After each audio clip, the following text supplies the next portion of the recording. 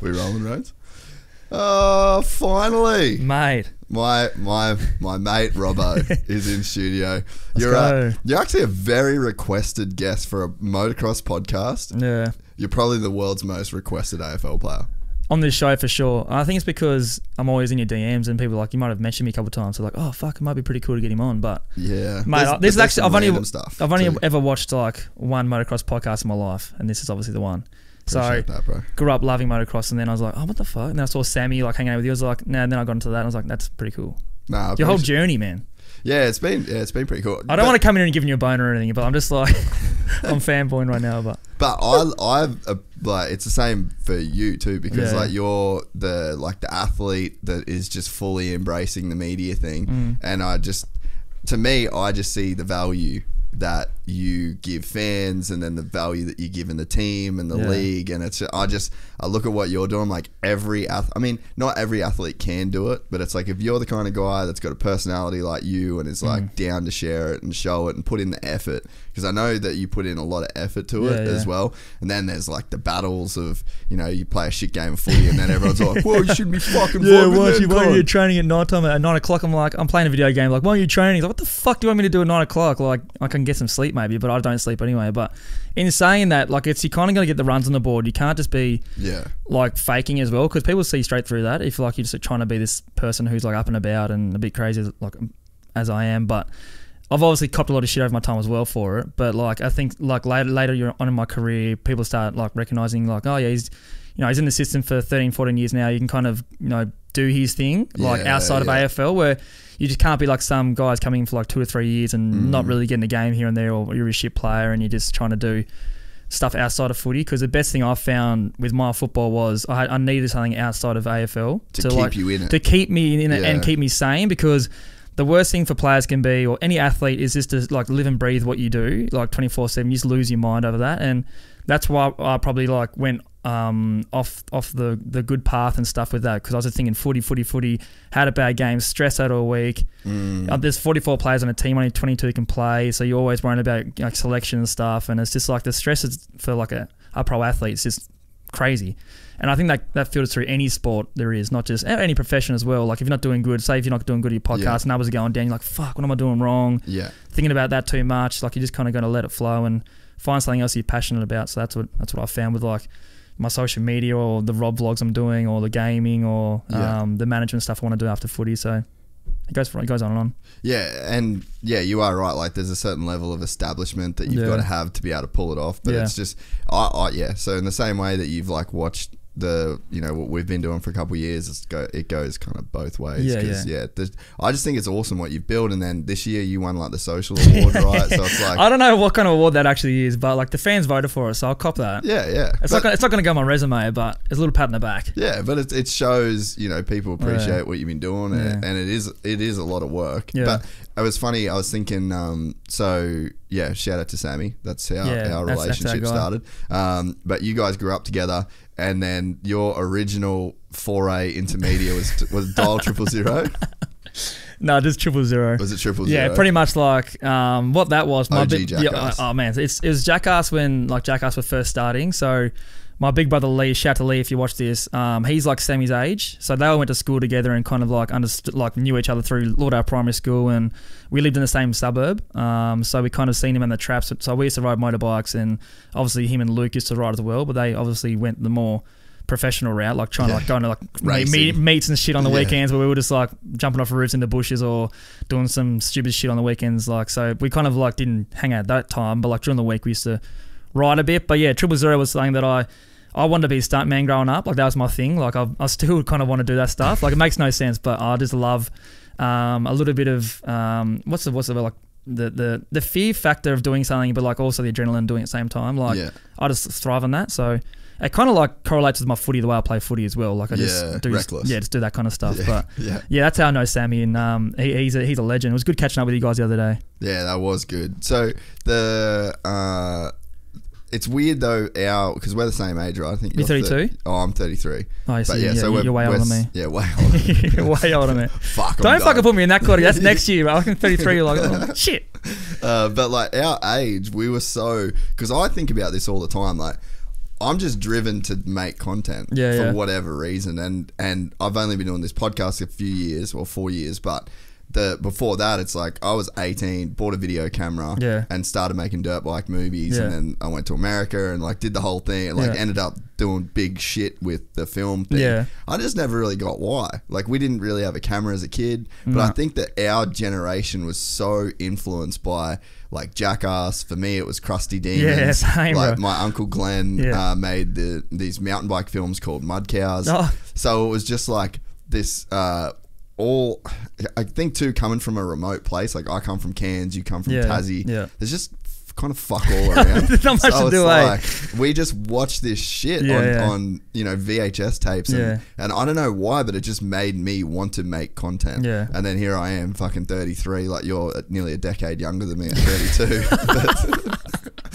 but it's like, our generation, it feels like, and that kind of correlates with the social media wave and YouTube and stuff like that, but it's just, I don't know, I feel like it's something to do with our generation. I think so. And in saying that, like I wanted to be a professional skateboarder too, so like when I was growing up I was skateboarding and filming all that shit. Like I wasn't the best, but I always try to do the harder stuff. Like I'd like 8 stairs, 10 stairs, like I wasn't landing it, but I was just like I'll be the first guy out of the good skaters to go for it, and then obviously they'll be like, oh, if he's going to try, then they would land it and do some cool shit. I'll just eat shit, roll my ankle, and then be like, yeah, he's crazy, like leather jacket, tight jeans type stuff. I was a punk type wannabe.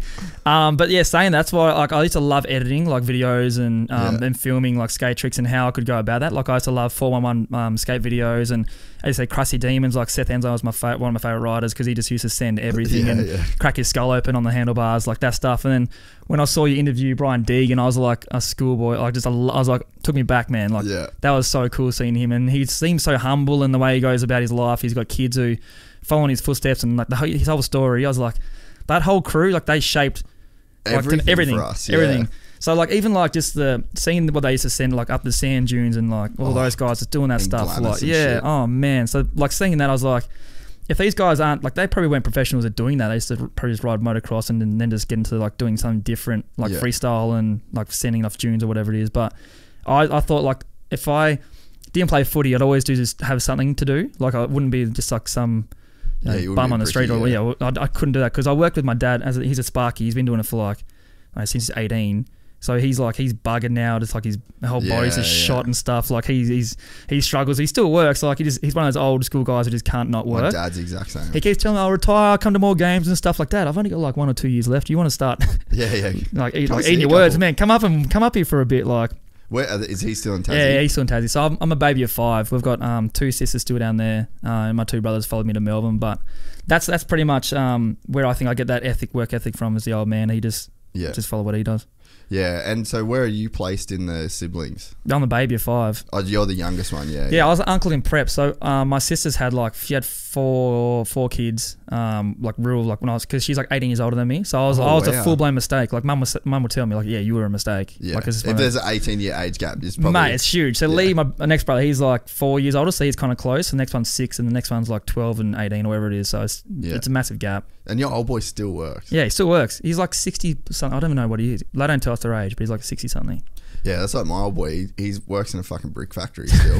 And it's how are you getting up in the morning for that? I'm just like, man. He's got like no knees. Literally at like every just 6 dust months. In his kneecaps. Yeah, he's getting stem cells and just pumping him. I'm just like, can't just quit. Like, we're fucking done. You can here, do bro. it, man. Like your CPR animation must be through the fucking roof. Oh yeah, we're done here. Like, you can't be in a brick factory. Nah. It's in the summer. Like I was doing that Sparky stuff for like 6 months. This is before I got drafted. So I was like, footy, I don't really care about footy. It's a bit poxy. Like the people that I was playing with, like I was better than all of them, but I was like, I didn't want to play footy.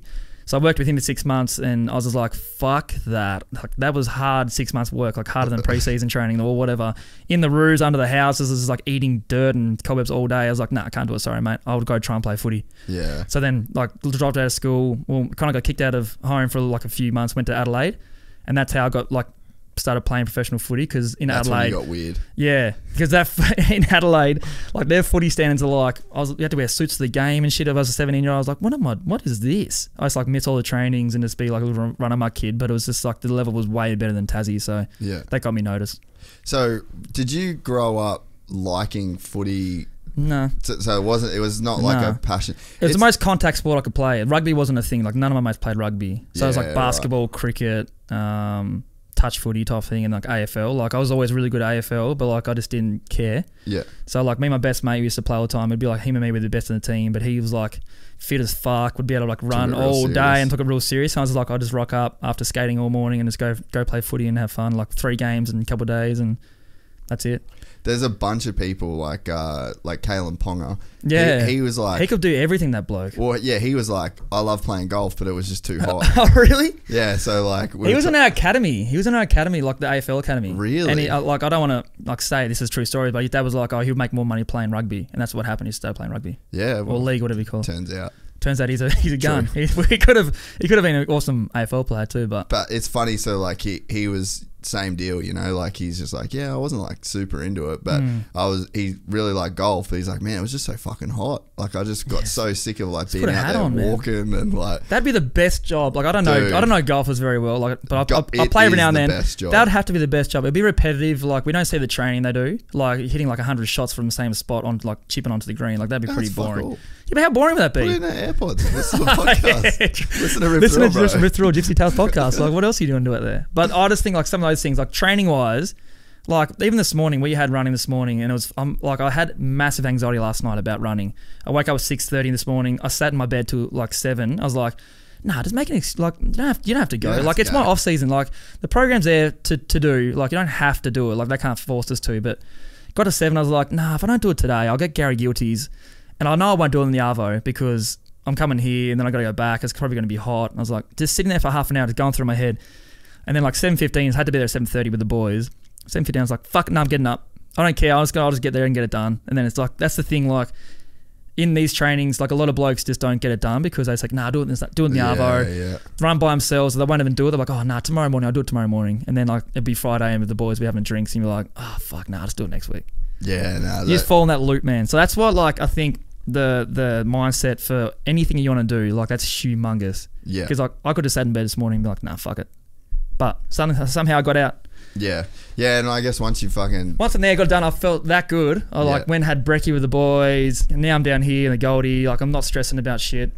Yeah, it's funny that so many guys that end up being so good at, like you're obviously so good at footy, like it's been a 13-year carear. Yeah, but it's like, and then you look at Kalen Ponga, one of the best dudes. And I mean, not to put words in his mouth saying he doesn't love footy, but it's like that wasn't the thing that it was like.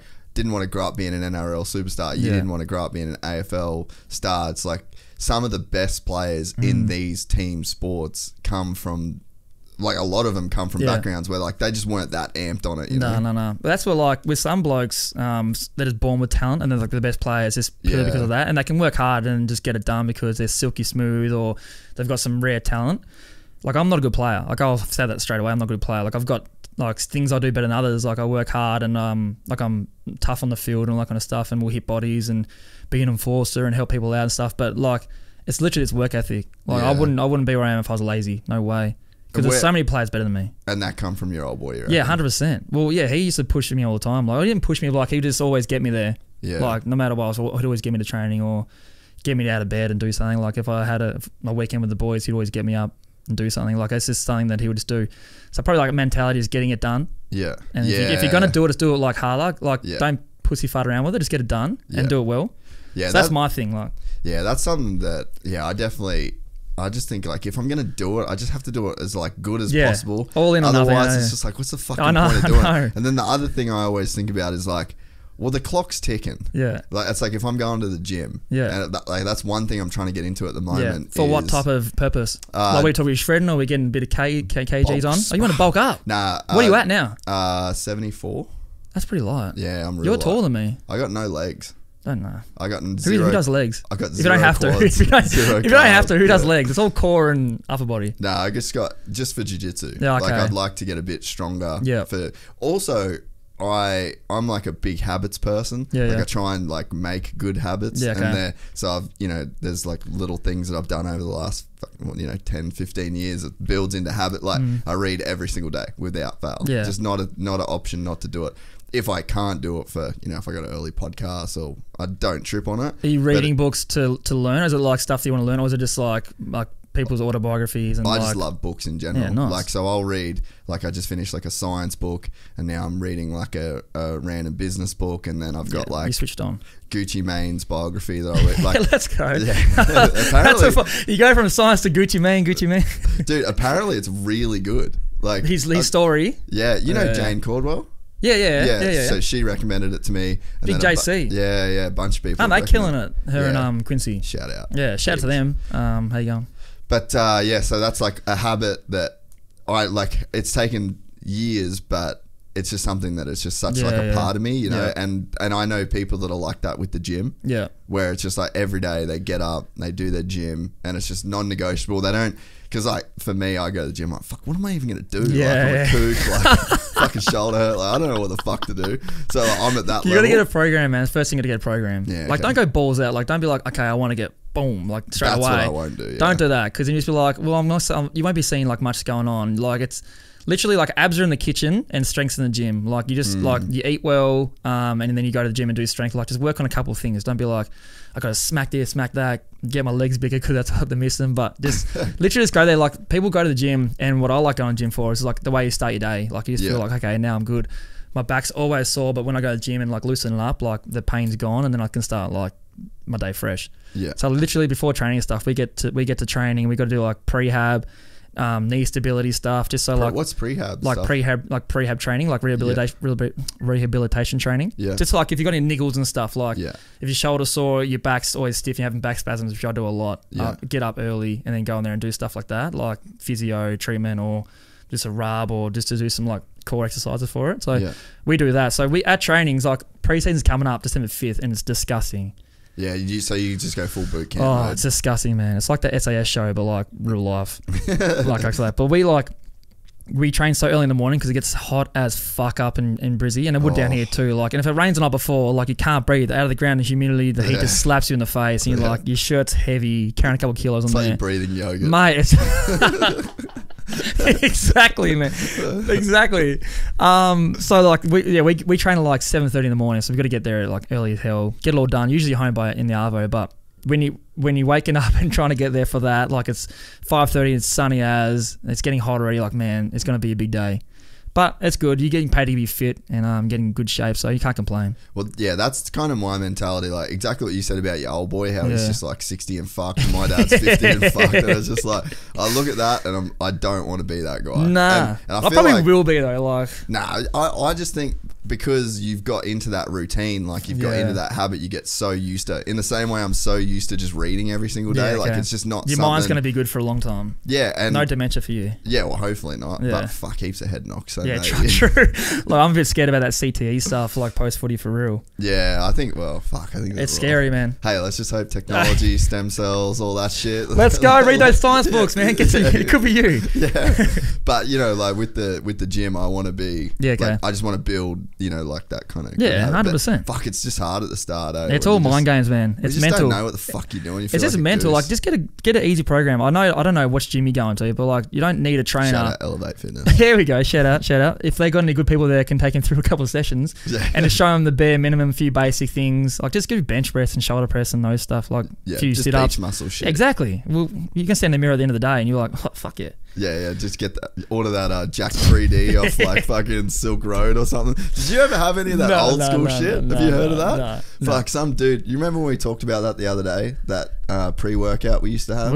Ours is like very, very strict. Dude, this guy DM'd me and he sent me like the ingredient. There was like, so when we were in when I was in America, we had this fucking house and we converted like, it was like 2-car garage and then a single car garage on the other side of the house.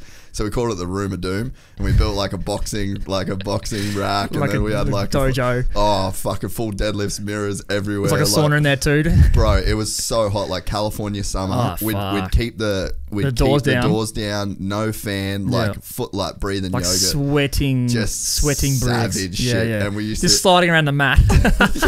We used to get this shit. It was called Jacked. Wait, just Google it, Jack 3D. This stuff, bro, was 100% won't be approved by SADA. No, so it like kept getting recalled. So yeah, that stuff. Oh, what? Because like side effects down the track. Oh man, it just had like the first thing it said was Jacked banned. Yeah, old formula.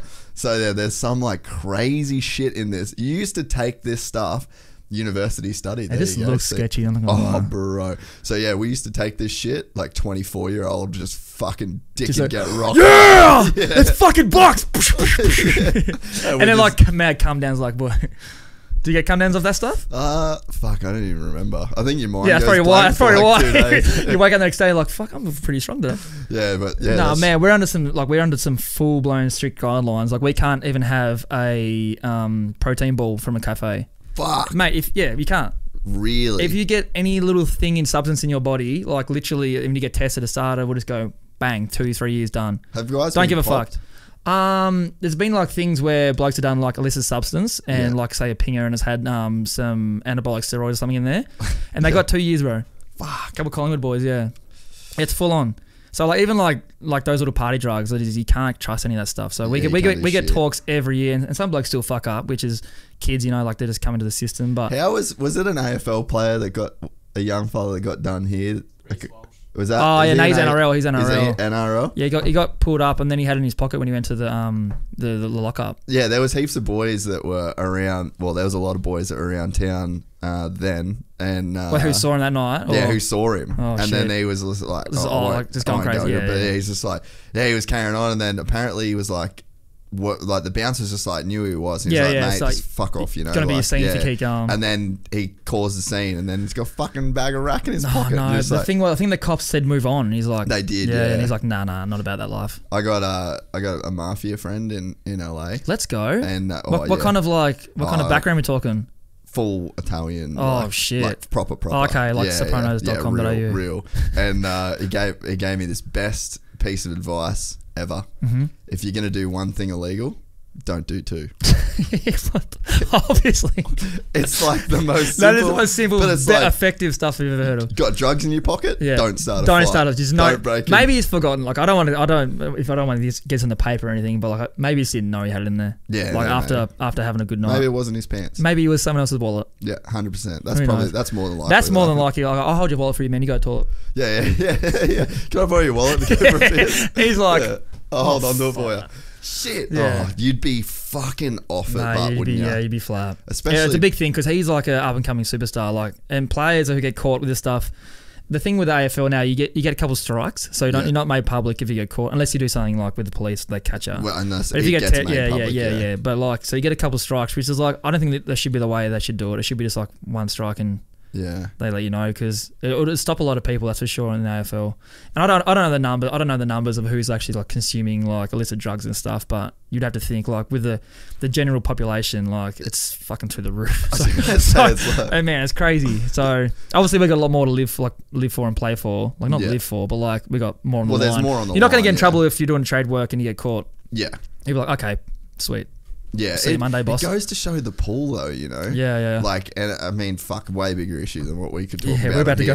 Yeah, but it's like it showed, and then you know, even a lot lately, there's been like a lot of influencers. Like, who was the influencer chick Jimmy Bartel, not Jimmy Bartel. Yeah, Nadia Bartel. Yeah, and it's just like she and that's got like roasted. That's like, bro, go to a lot of fucking stones. Pav. I know a lot of stones in glass houses. Yeah, go to the Pav, bro. Every fucking chick, everyone. It is what it is, and like that's social media. We can go on all day about social media, man. That's just what it is. Yeah, like, but there's so many positives of social media. Yeah, true. I'm not going to slap that around. Like, it's got me a lot of cash in the bank, so yeah, I'm not going to cry about it. When did you start to see the vision for that shit? Probably like last couple of years. Yeah, like since I started doing the podcast and getting such good like feedback from them, I'm like, fuck, like I can actually have an opinion. People actually care about it. Well, not care, but like, oh, that's fair enough. Like, that's what I was saying. Like in my early days of my career, I was like a little bit of a runner my kid, and everyone was like, oh, you can't even put two words together. And then I started talking on podcasts and stuff and showing who I really was. Like, they're like, oh, he actually knows what he's talking about and actually has a good opinion, or he actually has some insight to shit that they don't know. Like the papers and journos, they only know so much. They can always have their sources or inside knowledge or whatever it is, but for the players on the inside in the four walls, like we know what's going on and we know what it's like. So these things I'm doing on YouTube with the Rob vlogs, I call it. I don't know why I call it, but it sounds all right. Well, your name's Rob. Robbo, and it's a vlog. So Rob vlog. I think someone on my stream mentioned it, and so shout out who that was. Like they when I started doing those, they took off. Like I didn't think I'd be getting like 60,000, 70,000 views on that. I was looking before. So I was doing well. And it's just like all the comments that I actually get like really excited about. It's like, oh, I didn't know that's what they train like. Didn't know that's how they eat or do the diet. Didn't know like they actually have fun outside of footy. That like we had beer pong and stuff, and well, you know, the big name players were there, and we're like, we actually have enjoying each other's company and having fun, like outside of footy, not like at a pub getting pissed and punching on with people. Like, which is what like that's what everyone perceives like athletes and that. So I'm trying to buck that trend and show them like, you know, this is what we do. Like we obviously love our job, but it's also a job at the same time. Yeah. So that's social media, that stuff. That's when I started figuring out like mid this year. I was like, a lot of loopholes I have to go through. Like the club has to tick off on every episode, and just so they know, like we're not like leaking any info, like or their IP or something about training that we shouldn't be doing, or like, you know, just giving the club a bad image because like obviously they're our employer, so we can't be fucking around all the time. But it gets ticked off by them, and you know, just my manager and stuff always look at it first, and it just keep me. So I don't like, get myself in hot water as well if I put something else silly.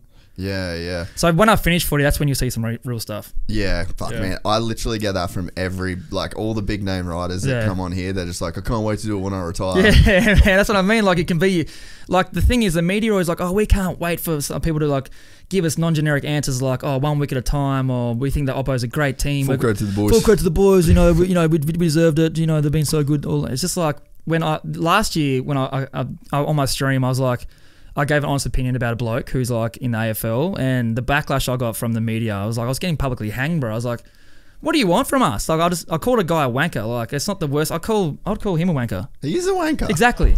He's a wanker. He's a good bloke. Wanker's not the worst thing in the world. No, he's in a dark corner. So I did that, and like some journos are like, and I blocked half of them because they had a cry about it. I blocked half of them. They're like, oh, he deserves an apology, all this kind of stuff. Like I was like, fuck me. Oh, so you fully blocked them? Yeah, for sure. And one of the guys called me up the other day. He's like, oh, they on a podcast, and he called me up. His name's Campbell Brown.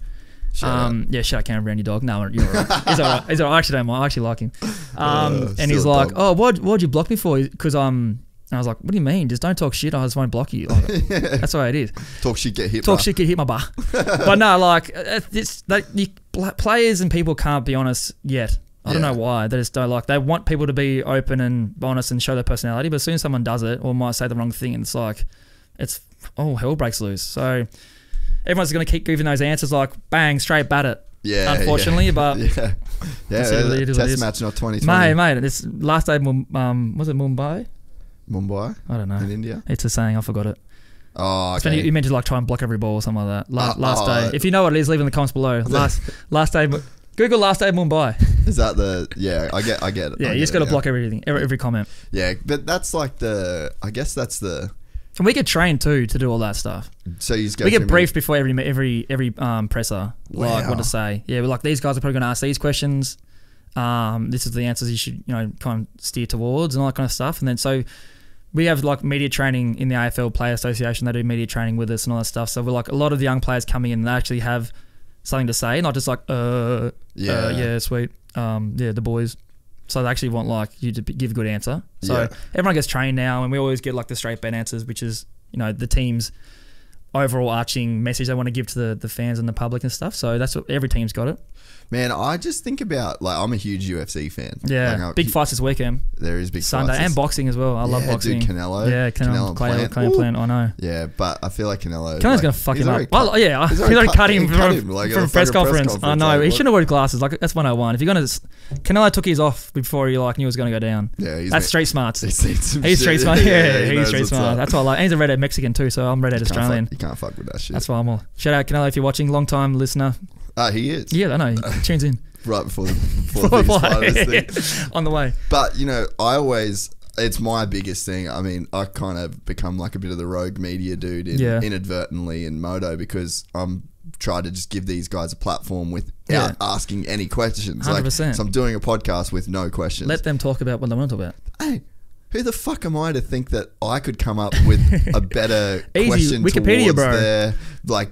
Then they could tell their own story, you know what I mean? It's just like, just take your fucking hands off the wheel, sit down and have a chat. You can guide them in the direction and stuff. That's how you're good at your job, because you can like not steer a conversation, but like when media asks you a question, it's so blunt. It's like, oh, what do you think about that guy? It's like, where you can kind of lead someone into a question, like to kind of open up, feel comfortable, then go for it. But in your setting, like the whole time, the whole convo is just good chat. And the story's there, and I don't know it. So like, why would I assume that I know it and then ask a question based off that assumption? Well, I asked you before this. I was like, oh, what questions you got? You go, I don't have any questions. No, there's no. That's probably why it's going to be shit. This is going to be the best one still. I just watched like a couple of your vlogs and fucking dialed in, gave you the tour. Easy. Nah, tour was good. But yeah, I think like that whole landscape of media is changing though. But I feel like, you know, people should look, I think personally anyway, people should look more towards the UFC. Like the UFC model is like Dana White just don't give a fuck. Yeah. And even like the COVID stuff, you know, he's just like, yeah, we're not stopping for COVID. Yeah. And then he didn't. And then no one fucking... Everyone was like trying to slap him around, but like, and then it just worked. It worked. And nothing happened from him. And they grew like an insane amount in that time. Because everyone else stopped. That Mike's going rogue. Give her a tighten. No, I love fucking with mics. That's my thing. It's my like ADHD. You can tighten that bottom one there. No, it's fine. Yeah, if it doesn't. But yeah, like to me, I go, okay, you've got the UFC. It's like a multi-billion-dollar corporation now. And the guy that's driving the bus doesn't give a fuck. And then he lets the guys not give a fuck. And it's because I think the thing that people lose sight of is like, yeah, it's sport. Yeah. I think the clubs think of it as sport. And then the media think of it as like entertainment. 100%. And there's like a disconnect. Yeah. Whereas it's like kind of everyone needs to think of it as entertainment. Yeah. At its most kind of fundamental level. Like people are, I guess at the, you know, you go into a game to watch the sport, that it's like you're there to be entertained. You're watching the athletes as well. Like you're watching the players on the field. They sell tickets. Yeah. Unless you're born into a club, which is like the old school way. If you're born into a footy club, that's why they support it. But like in our team, we've got like 3 or 4 blokes who like they'll just come to watch them guys. Like they put bums on the seats. Yeah. And I think with like AFL clubs, because we don't have any owners, like they don't own, no one, like not one guy owns a club. The AFL owns all the clubs. Really? They have CEO, GMs and stuff. They work there. But like, the reason why we have such a strict policy with everything we do is because sponsors.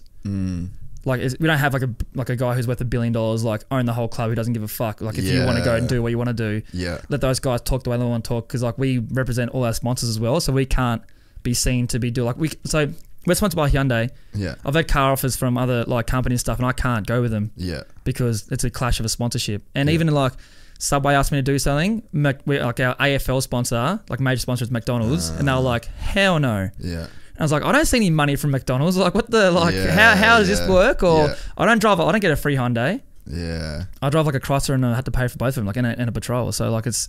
But you can't take a free car. But I can't take a free. You can go buy one. If they want to give me a free car, sweet. But I can't post it on my socials, so it means nothing. I can't go to do appearances with them and stuff. Like, it's just like, so everything like they're called protected sponsors. That's what they have at the club. So that's why. If someone gets in trouble, it's like, you know, sorry to the sponsors, and I've let them all down. And like, if you have a drink driving charge and you're like with a car company or with RACQ or someone, like fuck, they'll just back out straight away. They can back out. It'll be in a contract, so they can back out straight away, and you lose millions. So that's where that's at.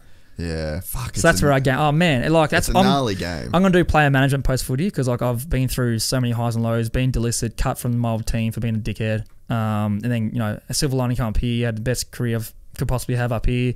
So I can see highs and lows and see like warning signs and potentials. And, you know, I've done my full real estate license, which everyone has pretty much, but, you know, sports journalism, got all the gaming stuff. So I know, understand everything. So that's what I can't wait to do that. Like, that's something that I'm passionate about. And so how many years do you reckon you got? Like, I don't know, man. Like, I can't manage a player because it's conflict of interest. Like with obviously I can't know how much that guy's on. Yeah, right. I have a rough idea, but I reckon probably 2 years. I reckon in the system. Yeah. But like that's good enough to get me set up. I got 2 kids, one on the way. Yeah. So I'm like getting set, like ready set for life post footy, which is kind of daunting, but like I'm ready for it. I think that you will have. I know fuck all about AFL, so this is the most redundant statement Disclaimer. ever. Yeah. But I actually think you're going to have a better career post AFL than you did in the AFL. I think so too. Like, you feel so pigeonholed in footy. Like, I love footy, and footy's done so much for me, and it's been great to be able to support my family, my other side of my family, and put a roof over everyone's head and do well with that stuff. Like, Emma's never had to worry about bills or like financial situations. Like, we've been together for like 11 years now, so he hasn't had to worry about that. I haven't had to worry about anything. So like the stresses for that stuff's been like elite. Like you feel great, but like obviously there's so much other stress involved in that. But footy's done so much for me, and there's obviously a few blokes that I have to give a shout out to, which I will when I retire one day. But it's just like post footy, I think that's where I can actually be myself, and I can do my stuff that I really want to do, which will be cool as. And I think the opportunities in that, you know, I mean, a lot of players like don't want to do like stuff that I'm doing, so they want to do, like stay in the football world and do like coaching or something like that. Where I'm just like, I'm done with footy. I'll probably like do media or commentate or something weird like that, but not weird, but something that I might have to like be down the straight line with. Like doing commentating, I swear too much, so I probably couldn't do that. Like I'd more do like interviews and stuff beforehand or set up interviews. But post footy, I reckon I can't wait for it. Yeah, I think I just think you're going to have like a pretty insane career. And I think if you can understand, like, dude, I'm fucking no one and like I'm making a living. Bullshit. But like, Jace McAlpine. But like through this now, you know who he is, eh? Yeah. He has to say that. Yeah. You can't ask him anything. He's like, yes, Mitch. Yes. Yes, Mitch. He's so good.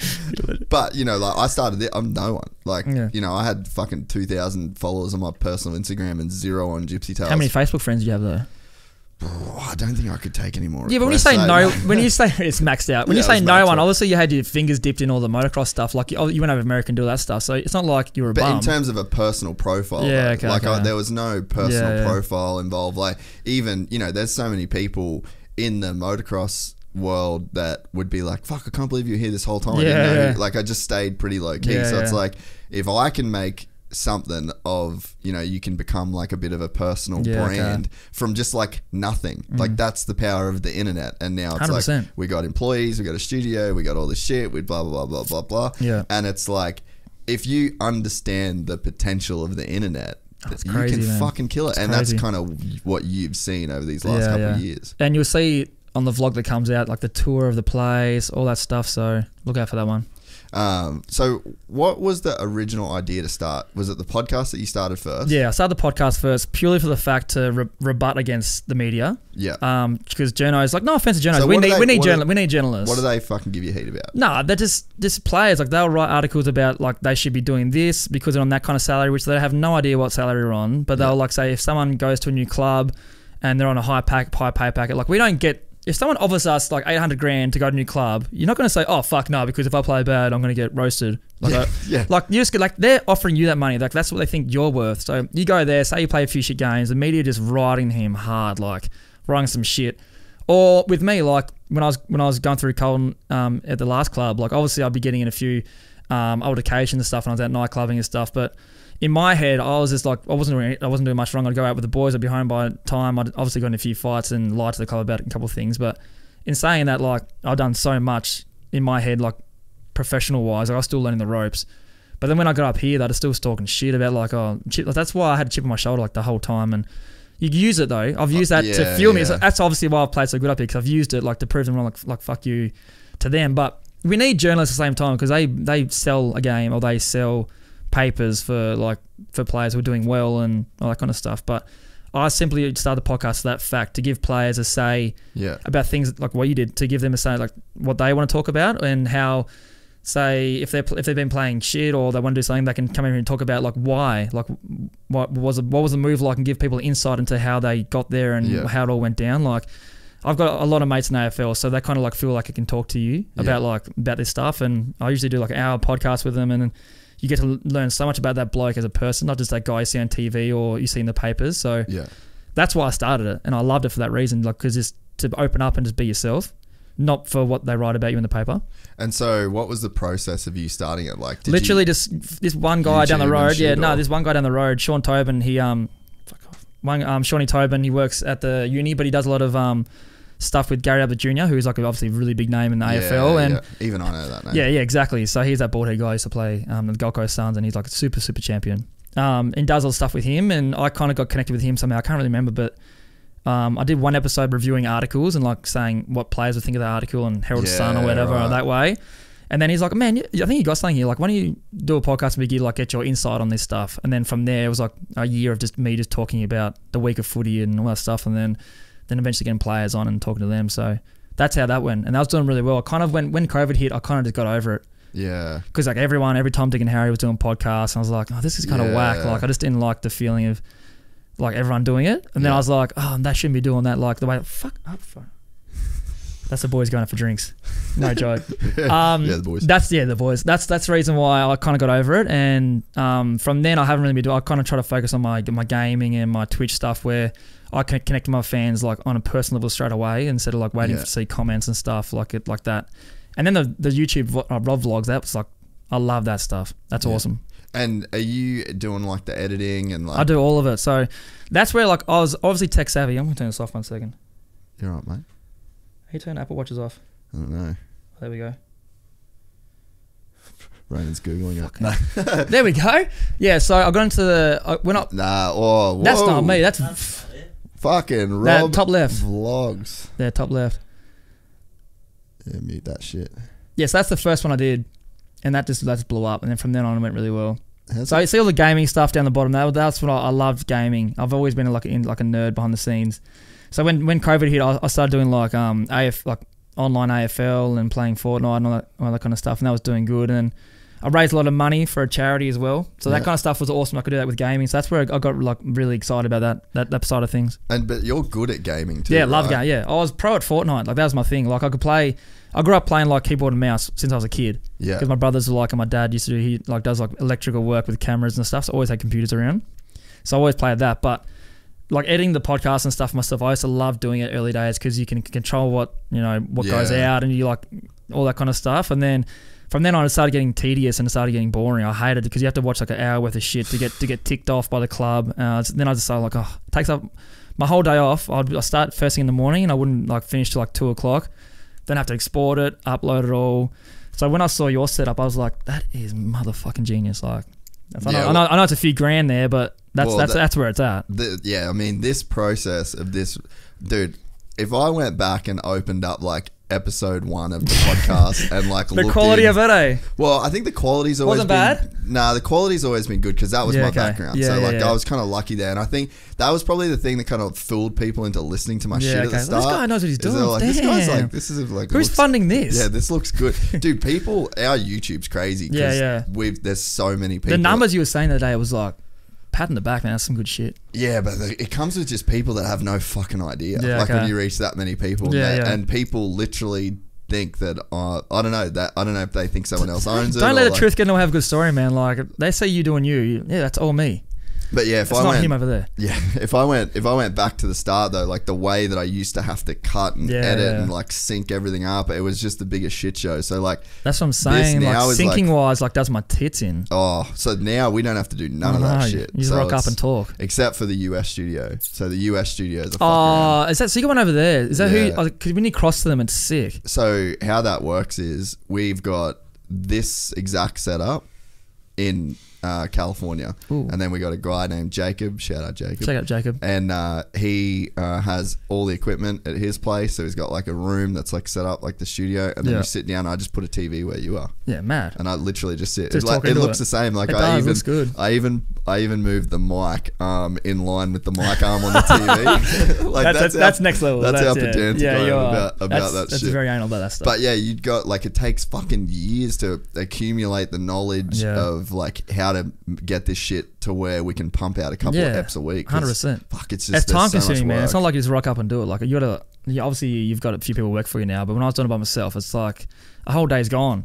And then I got to school pickups, and I got to hang out with the kids after that, and I got to like make Emma happy at night time and stuff. I just had no energy, so it kind of worked because it took my mind off footy. Like when I first got up to Brisbane, I had no hobbies outside of footy, like nothing, because I couldn't ride bikes and stuff or have fun on the weekends like that.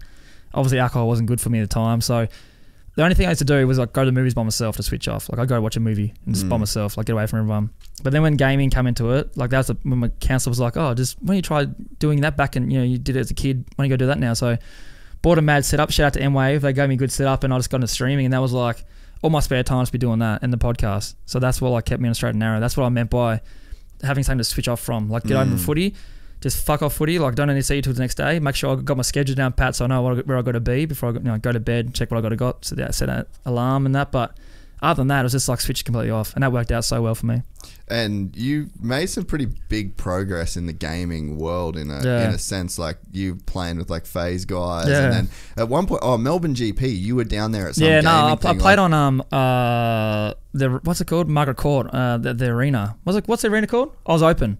Yeah, I played Australian Open, so I was like 100 pro players and like a few like content creators, and I never thought in my wildest dreams I'd be playing Fortnite on Margaret Court, which is like fucking humongous. Like history there is crazy. So that's something where the gaming took me, and like to be good at it, it was cool. But it kind of opened the door for like a lot of athletes who are gamers behind the scenes, like because they get frowned upon. Like, oh, you know, we were saying before, you should be doing more training. Why aren't you doing? Why aren't you watching tape? Yes.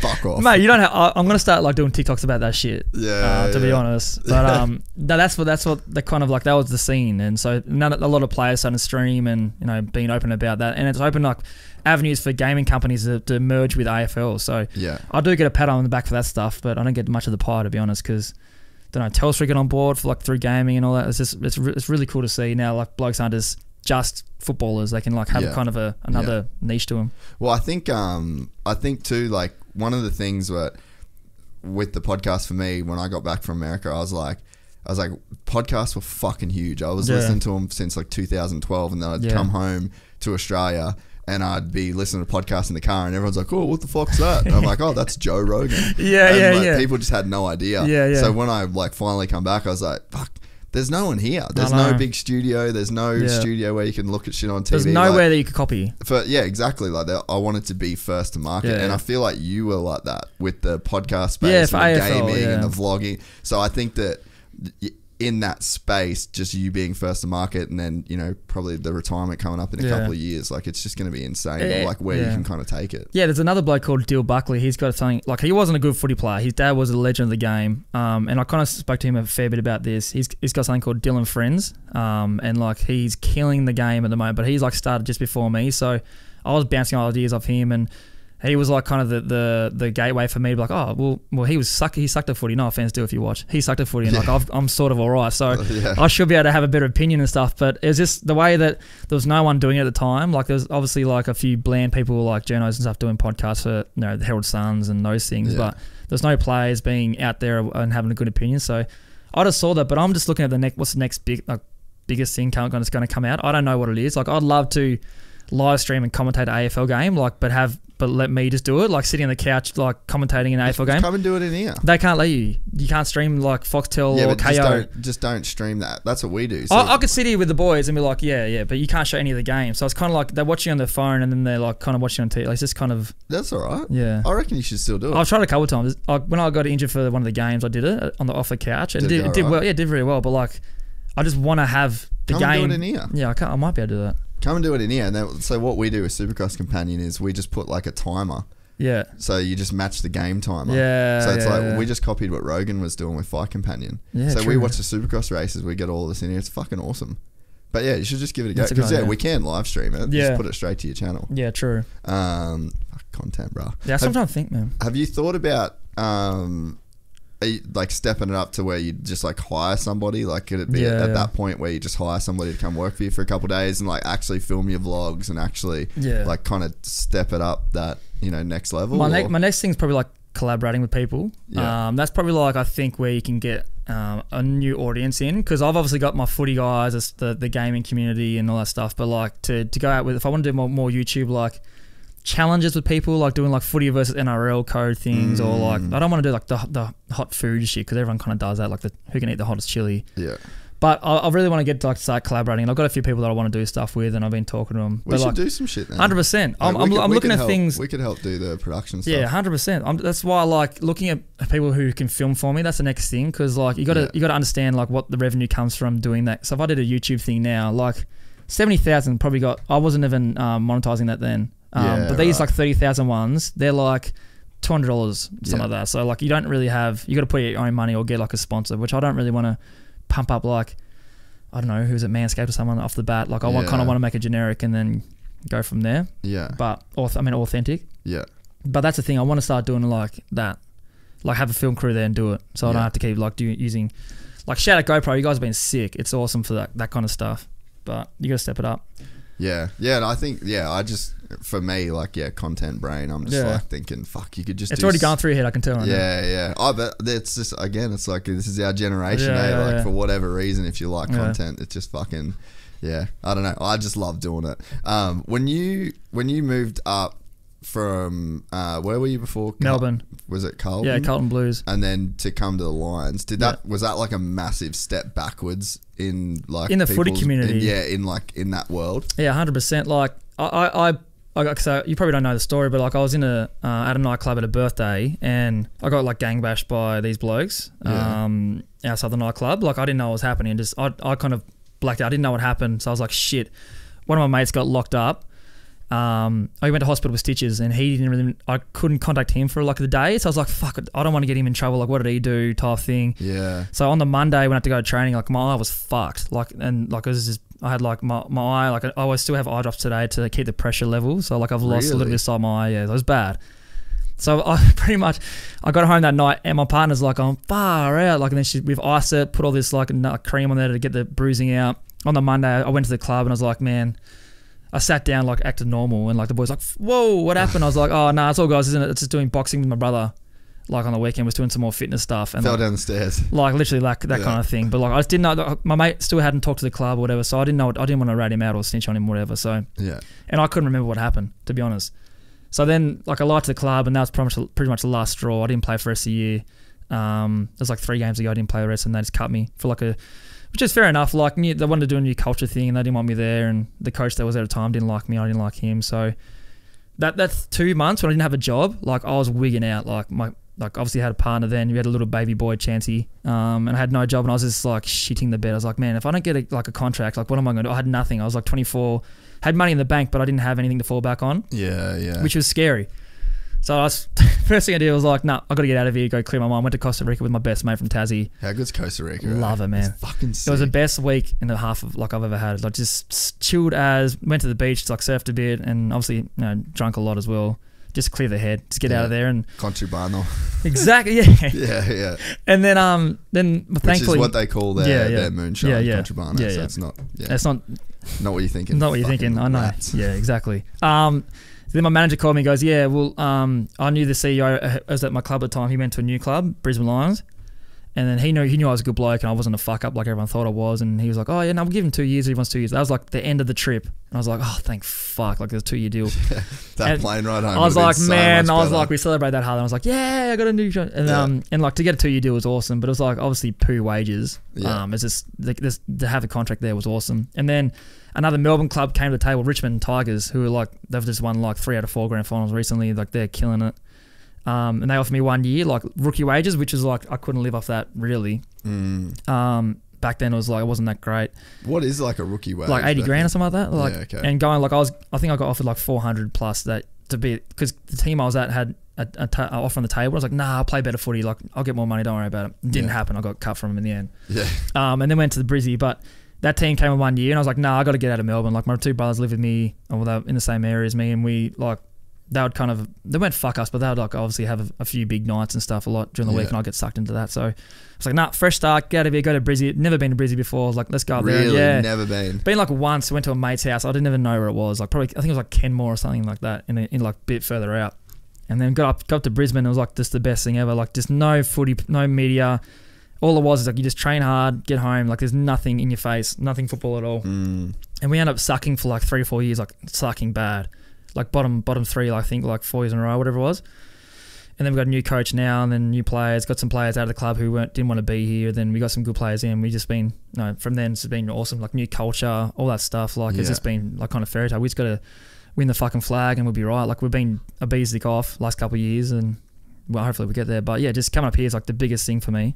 And so what was were you like when you first sort of started, like were you a guy that got a lot of attention in the league? Yeah, like, but because there's guys that like, you obviously like play good footy, right? Yeah. But it's like, it's just easy. There's some people that they've just got such a personality that's like easy to talk about those people. Yeah. And I mean, I find the same thing in moto. Like there's guys, they're not really winning races, but I just like talking about them. Yeah, because they're like standing it all, like they're doing some crazy corners and cutting blokes off. They're just doing shit that's easy to talk about. And you're like, well, fuck, you're the man. Like, thanks, bro. Like just throwing your layups. I wasn't the man or anything. Like I'm a hard player, so like we're not like, you don't take it backward steps. You like to get in people's faces, and like your team loves you and your fans love you. Every other team hates you. Like fuck that guy, I hate him. And there's players in the AFL that I hate, like with a passion for that reason. Like a Paul Gallen kind of guy. Yeah, exactly. But like you meet him off field, like I've interviewed him on radio one time, but I meet these guys off field and they're fucking awesome. Like they're just normal people. Like just when you cross that white line, you're just a different person. And so like the media would love to write about that shit, and obviously I was a bit of a, they would always write like bad boy or like that stuff, and then there'd be just bad news. It wouldn't be like, oh, Robbo's played well that time. It'd be like, what happened that weekend? If I went out and like Robbo was in a altercation or whatever it was, and that'd be like page, and that's just that's my story. Yeah. So getting to like, you can earn respect. I love this saying, you can it takes forever to earn respect, but you can lose it in a minute. Like it's just like, that's just the way it is in real life. Yeah. So when I got to Brisbane, I was like, nah, fucking, I need a game plan. Like if I was going to drink, I had like these self-imposed drinking bans on myself. Like if I was going to drink, I'd have a plan. Like I'm going there for 3 or 4 hours, nothing past 2 a.m, whatever it was. And now like I don't drink at all during the year. Probably like once or twice, like with the breaks that we get sometimes. But in the off season, like that's my time just to relax and stuff. And I do go probably too hard sometimes in the off season still, when that's just me being honest, which puts a lot of pressure on like Emma and the kids and stuff. But like in my head, like I've worked so hard all year, I've done all the good stuff, like just like let the hair down and just to relax with the boys and have a few drinks and do that kind of stuff, get away from everything. Like it's good for me, but obviously finding that balance is always I'm gonna be pretty hard to deal with.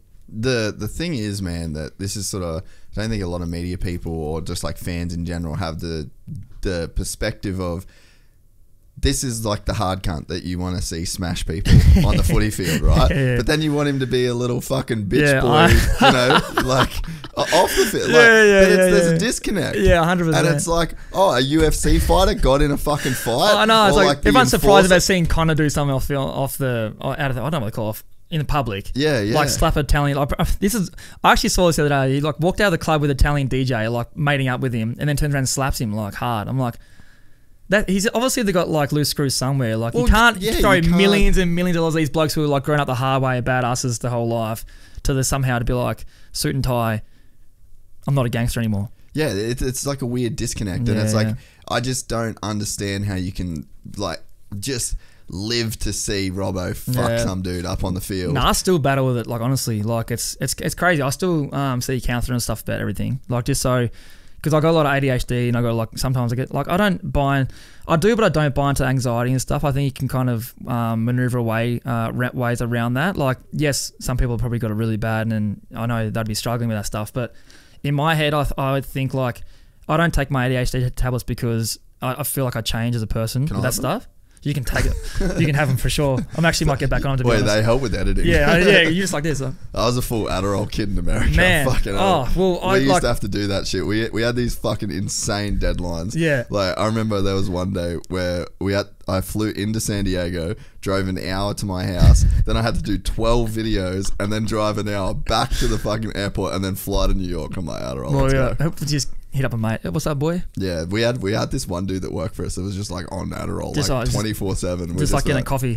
How good is that? Just anyway. That's So with that stuff, like I'll try and figure out ways with the person I talk to about like how I can see the signs and control that kind of stuff. So what's the feeling for you that you would feel like you'd need to monitor? The drinking stuff, like because this is kind of getting personal there, but like when I was speaking to her during the week, it was more along the lines of when I do something, I go hard at it. Like that's pretty much everything in my life. So I can't have 2 or 3 beers. It's got to be like if I'm sitting down drinking beers, like I'm like, well, I'm going to go have a big night. But that's the way it is. So I don't drink. That's a lot of people. Yeah. So I don't drink all the time, but when I do, it's like it's a fair effort. So that's stuff that I deal with, but I always like pick and choose when I do it. So if that makes sense. So if I was training my ass off all week, this week it was today, we're having drinks here, like I'll be like, oh, let's have a big night. Like, we'll just like drink here, have some fun, then we'll go to a club and go home tomorrow, like feeling sorry for ourselves. That's just the way I do stuff. So I've always talked to her about how I can like control that stuff and not do it all the time. Has it gotten easier to control? 100%, man. Like when I was younger, we used to play footy and I'll get paid like $20, put over the bar and just like send it that night and probably get in a couple of fights. It's before AFL. Getting to the AFL is like the biggest awakening you could ever have. Like we used to do like a urine test in the morning before we train to check our hydration levels. We have to weigh in, get there obviously on time, get strapped, get like everything's like so regimented, like scheduled, like it's crazy. I was like, what the hell is this?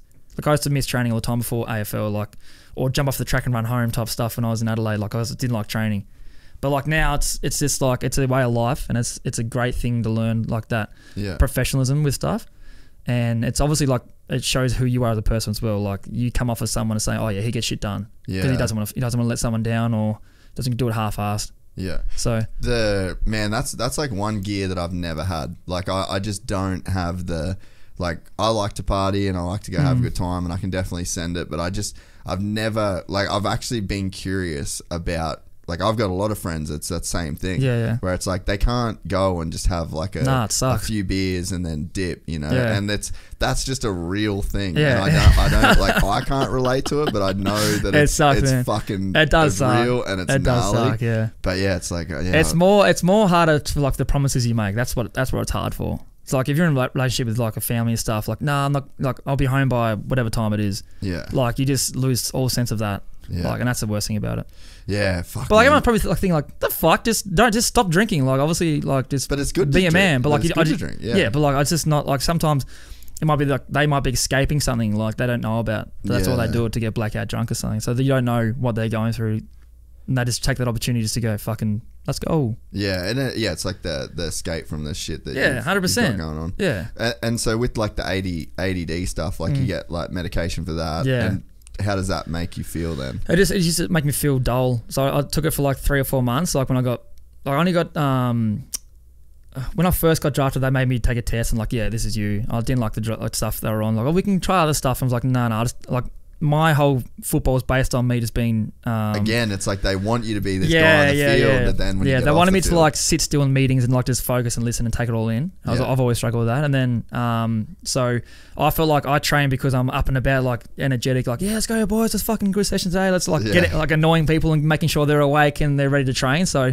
that's my thing. And then when I was on the tablets and stuff, would kind of take that away. I'd just be like, just feel like another sheep, just sitting there, just like doing my thing. Like, I'll do everything well, but I wouldn't be like, it's not the same vibe. Nah, no way. So I didn't like that, but there's obviously things like stuff that can help you with that, but it's just like picking times when you should do it and when you shouldn't go. Yeah. Like joking around too much or when you're having too much fun. That's it's a hard line, but you find it. I could see the Melbourne thing though being like a fucking vortex. Oh, that's crazy. The Gold Coast, man, like, fuck, I'm lucky. Like, I got one kidney, so I really, once I kind of found that I had like my health problems that kind of, I was just like, this is easy for me to put this down. Like, that's like life and death type shit. Yeah, like I don't feel like I'm missing out now. But there's like the fucking vortex that you can just get sucked into. 100%. In like Melbourne, the Gold Coast of Melbourne. The Melbourne bubble AFL is like fucking neck revolver's level. always there, bro. Oh, yeah. You think there for an hour, man. You come out, it's like daylight. It's like, but that's the thing. Like, that's why I love Brisbane, because we're starting to get a lot of fans and notoriety now up here, which is not the worst thing, but Melbourne's like, that's crazy down there. There's like 8 teams down there. You like when you're at a nightclub, everyone wants to be that guy who pushed Robbo or get in his face. Yeah. That's what they do down there. Up here, it's really good. Like, it's obviously a very big league state and, you know, rugby union state and stuff, but footy's starting to get more recognised now because we're doing really well in the past few years. But we just don't get that up here, which is good. That's why I love Brisbane. Like, it's just chilled as fuck. Yeah, that's what I was thinking when you were talking about like going out in Melbourne. I'm like, fuck, man, it's just hectic. If you're like this enforcer dude on the field, and then because that's like, I used to roll with a couple of boys when I was growing up with that were like mad fighters. Yeah, like they would fuck dudes up. Yeah, and then because they could fuck dudes up, everyone wanted to fight 100%. And like it's getting a notch in your belt. Like. Everywhere we went, these dudes would like. I wish we had Sam in here. He would know so many stories about back in the day. That's why I was like, we should have got him in. But the next one. Yeah, this. Oh, yeah, you've popped your cherry now. I know. It took like 2 years for you to get on here. Ejaculate down there. Yeah, there's fucking bleed. What the fuck? It's stuck to the table. Yeah, like that's a thing. 100%. Like, yeah, that's just the badass enforcer guy. That's just what happens. A lot of people too. Like if you see a superstar, you get in his face. If usually they try and like get it, like be getting your good side and be like, oh, what's going on, man? And like they give him donuts. They're like, what the fuck? Yeah. How did you do that to me? My mates think I'm cool as. It's like, yeah. But whatever. But yeah, it is what it is. Just gotta be a bigger man, walk away. So getting out of there though, I could see that. Oh, it's awesome for me. Silver lining as well. Like, I'm probably happiest I've been in my life up here, which is awesome. Like, it's just summer all year round. Like, nothing to be depressed about besides the early sunshine. Yeah, that's about it. Yeah. Like, what else? Sometimes a crazy torrential rain shouldn't like just happen for like 20 minutes and hail and stuff. Yeah, but random hailstorm. It's a random hailstorm for no reason. But to complain about the weather coming from Melbourne. Come from Melbourne, man. It's like freezing. Yeah, you really just can't snap your fingers off trying to smother a ball. It's fucked. And so it must be also cool to kind of be a part of like building a culture. Yeah, it was. A team. Yeah. Well, when we got our new coach, I think it's been 4 years or so. 4 or 5 years have been up here. Like him and the AFL employed a guy called David Noble, who was their GM. Like they just brought this culture in and gave the players so much onus as well, and just the way we go about it. It all started with like off-field stuff. Like how are we seeing the public? When we go to our clinics and go out to communities and stuff, are we giving it everything, or we just had that as, oh fuck, we've got to be here, tick this off for the AFL? Yeah. When we started buying into that stuff, like it kind of started the momentum shift in our culture. And like, but when I leave, hopefully like this culture that we've started the last few years, it just goes on and on and on, and that's like they kind of remember that. So that's what Fags, our coach, like always talks about. Like we're building a journey here, which is going to be pretty special. Like we believe that. Last 3 years we finished equal first, second, and fourth. So, and it's disappointing in our finals. We're not winning our finals. We keep losing, but we've got like the second youngest team in the AFL, so they're going to learn from all this stuff. Like they're not like, we're not there to lose finals. We want to be a team in the finals and make a name for ourselves. So we only lost by a point this year in our last final. It was fucking depressing, but that the culture we're building is special, and it started from having players who want to be here. Yeah. Like, and the ones that didn't obviously left and went to other clubs, and they're doing what they're doing now, which we don't really care about. But the players that are here is the one we care about, and it's just awesome to see these young guys coming in and tasting success straight away. Because when I first got here, man, we were shit, and it was like we were copying it so much. Like, no one cared, and so we wanted to be a team that the AFL respected, and we are now, which is pretty cool. It's fucking crazy some teams can go from like bottom, like Melbourne Demons, like they won it this year. They were haven't won a flag in like 140,000 years, right? Ages. And they were like, so a few years ago they made the prelim, and they were like, they got flogged in the prelim, and they finished like I think bottom 4 next 2 years or something, or maybe 9th, maybe 14th, I don't know what it was. And last year they were like, I think bottom 4, and then they won it this year. So like, it just, anyone can win it at some stages. Like the best team in the comp, I thought Richmond would have been up there again, and then they had a lot of injuries and they didn't get to the finals, and then it was like anyone's game, and Melbourne just so that's like gives everyone hope, because we were shit. I think we finished 17th and we finished first next year. Because man, in sport it's just belief. It's crazy. There's a difference between, like, I'd always think this with like in racing terms of, like, I've raced my whole life. I never really believed I was going to get a hole shot. I didn't get many hole shots. But then you get like, so there's this big difference between thinking and knowing. And there just isn't like a way to fake belief. Nah. Like, belief is something you really have to believe. You got to have the writing on the walls too. Like, the boys know, like, if they're going to battle today, they're going to win the game. And if teams get flogged and stuff, they're not going out there to fucking lose. It's just because the other team are better sometimes. But when you talk about motocross, I used to watch a lot of racing and stuff, like Chad Reed. I was a massive Chad Reed fan back in the Dizzy. And what was Carmichael? Ricky Carmichael? No, what was Carmichael's name? 4. Ricky Carmichael. Yeah, Ricky Carmichael. Yeah. I used to watch those guys back in the day, and I just like, I didn't understand if they just held talented or they just like worked the hardest, because I didn't know if there were programs back in the 90s and early 2000s. I didn't know what it was. But when you're saying getting the whole shots, like, you see these guys, like, it's just, they do it every time. Yeah. It's like, oh, let him go first and we'll see who comes second. Yeah. But that's like belief. Yeah. Like genuine. And I really feel like there's only ever a few guys on the start line that can genuinely believe. And you can bullshit yourself all you want. Yeah. But there is like this real fake kind of energy that people can bring to, like, we're going to win today. But it's like, nah. Do you believe that? Like, are you trying to convince me or yourself? You know? Just talking for talking. Yeah, but that belief in sport, like, and it can override so much. Oh, 100%. In terms of like the talent of the team or the big name players, like you say with the Demons. Like, if you've got a group of people that come together and really believe, like, that's the shit that actually makes like a huge difference. You always see like the team of champions never win. It's always the champion teams. Like, it's. I think it's in everything. Like, it's all about who you got in your corner and who's patting you on the back or who's talking to you and being real with you. Like, you always see in UFC, if they got shit coaches or coaches give them the wrong game plan, they'll just get fucked up. Yeah. So you got to have belief in your team as well. And did you enjoy the fact that you kind of get to this team and you can get to take on like a little bit more of a leadership role? It's never been a massive thing. I think I tried in my first couple of years up here to like just be the best at everything. And I felt like last few years I could obviously lead by actions because I work hard, play hard, all that stuff. But like I'm too jovial and too still got those habits that like he probably don't really need him in the leadership group type thing, because he would just do it anyway. Like, he would lead by example, but he doesn't need to be in here talking about tactics and all that stuff. He just knows his role and plays his role. I'm not one of the best players on the team, so I don't need to be that guy. I'll just play my role and try and get the job done for the coach or for the players, or just go my way to be selfless, whatever it is.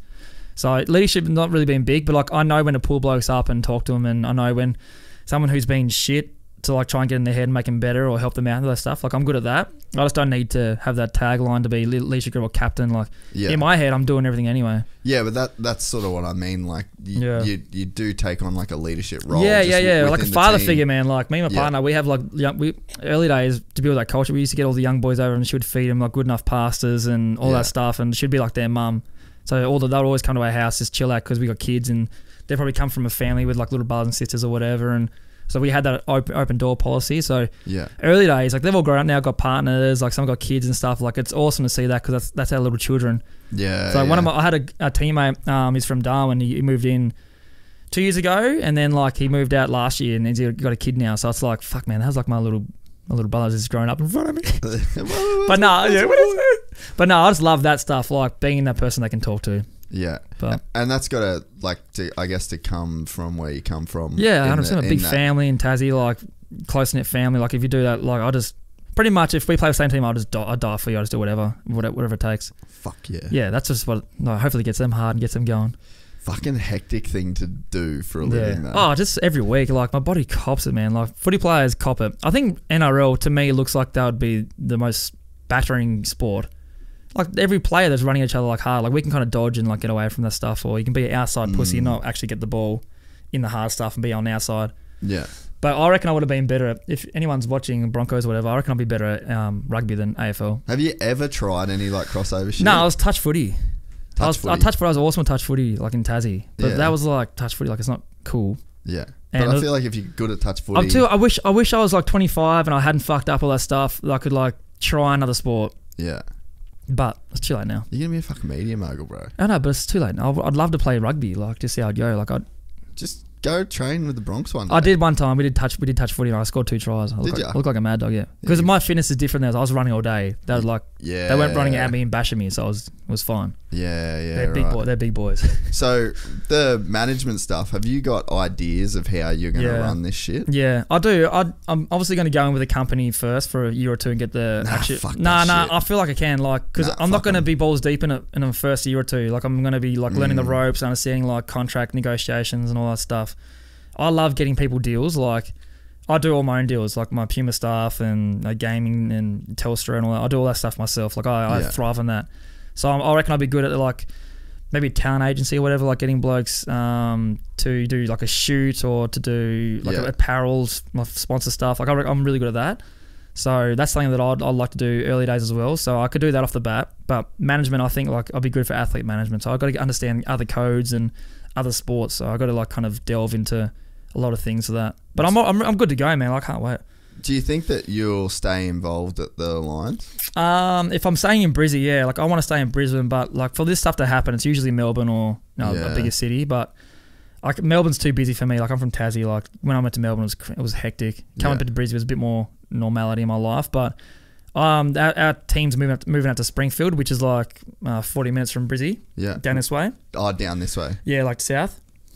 So we're going there next year. So if I'm going to do anything with AFL, I don't want to do coaching or anything like that. I'd like to do development with a player, like development and that kind of stuff, and like hone their skills and make them a better player. That's what I would do. But not like sitting in meetings all day talking about footy, because that's not my jazz. But are you going to keep trying to invest in yourself as like a personality? Because I feel like I will. I just got to find what that is. Yeah. Like YouTube, I don't want to be a YouTuber, but like doing that stuff, so much fun, and like seeing the numbers and seeing if an episode does good or does bad. Like I kind of get an adrenaline rush from that, and I kind of want to be more like interviewing blokes. Like for Channel 7, if I like you want to get to know a player before the game, like I'll just do that kind of stuff. Talking to a player and understanding them, and go out to the community with them and learning about their history and culture, whatever, like that kind of stuff, like tickles my balls. Yeah.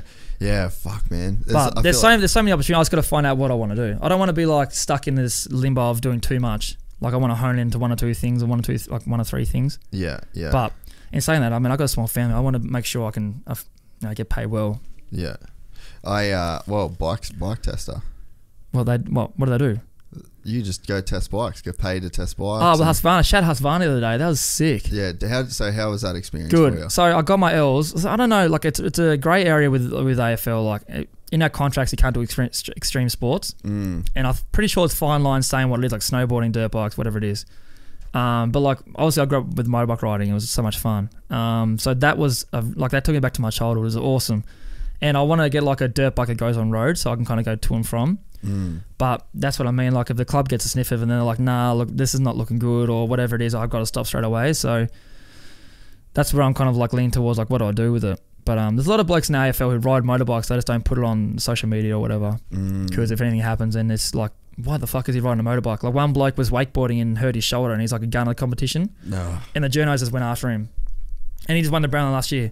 Oh, really? He won the best in the comp last year. Hero to zero. So like, yeah. So he was like, no clubs really wanted him or anything after he like hurt his shoulder wakeboarding. He had a like average year, and then he just put together like 3 years of just bang and then won it. So now he's the best player in the comp. But like these things I'm talking about for like people to have good mentality off the field. Yeah. Will make them that much happier on and play better. Yeah. Fuck, it's a risk, but for clubs, eh? Like, oh man, that's their money. Yeah. Oh man, yeah. If he doesn't play, they're not winning games. So that's where it's at. Imagine being that guy. A lot of pressure. Oh, no, but I guess you get paid accordingly though, right? Well, no, you still get paid no matter what. No, but I mean, like he's probably, if he's the best player in the club, then he's probably getting paid. Oh, he's on some serious bucks. So I'd say like fuck snow, whatever it is, what he's doing. Yeah. Like I was, fuck a wakeboard. Mate, he'd been like 8 to a mil probably. So I was like, yeah, I can hold off for another 10 years. Yeah. And then you know what I mean? Like it's a good point. But how was the experience? It was really good after a long time off the bike. Like I can do, like I'm fairly fit, like as an average person. So like when I was riding, I was like, man, I blew up. I did two laps. No shit. I was like, I took like 2 breaks. I need my in here, like holding on like that was gone. I was getting like a bit of an arm pump again, which was awesome, but like sucked. You're like, oh, the mems. And my groins and my hips, man, they would like, I don't know how hard it was because fucking Wilson kept telling me, oh, grab the bike harder with your legs. It's really good for you, like to take corners and stuff. And I was like having a crack at it. Like I gave it a bit more speed. And I was like, oh man, like sit on your toes and it's better for you to take corners. And then I just started getting like cramps and shit. He can fucking ride. Man, he was fanging past me and he sprayed me too, the bastard. If you're watching this. And Sammy too. You big bastard.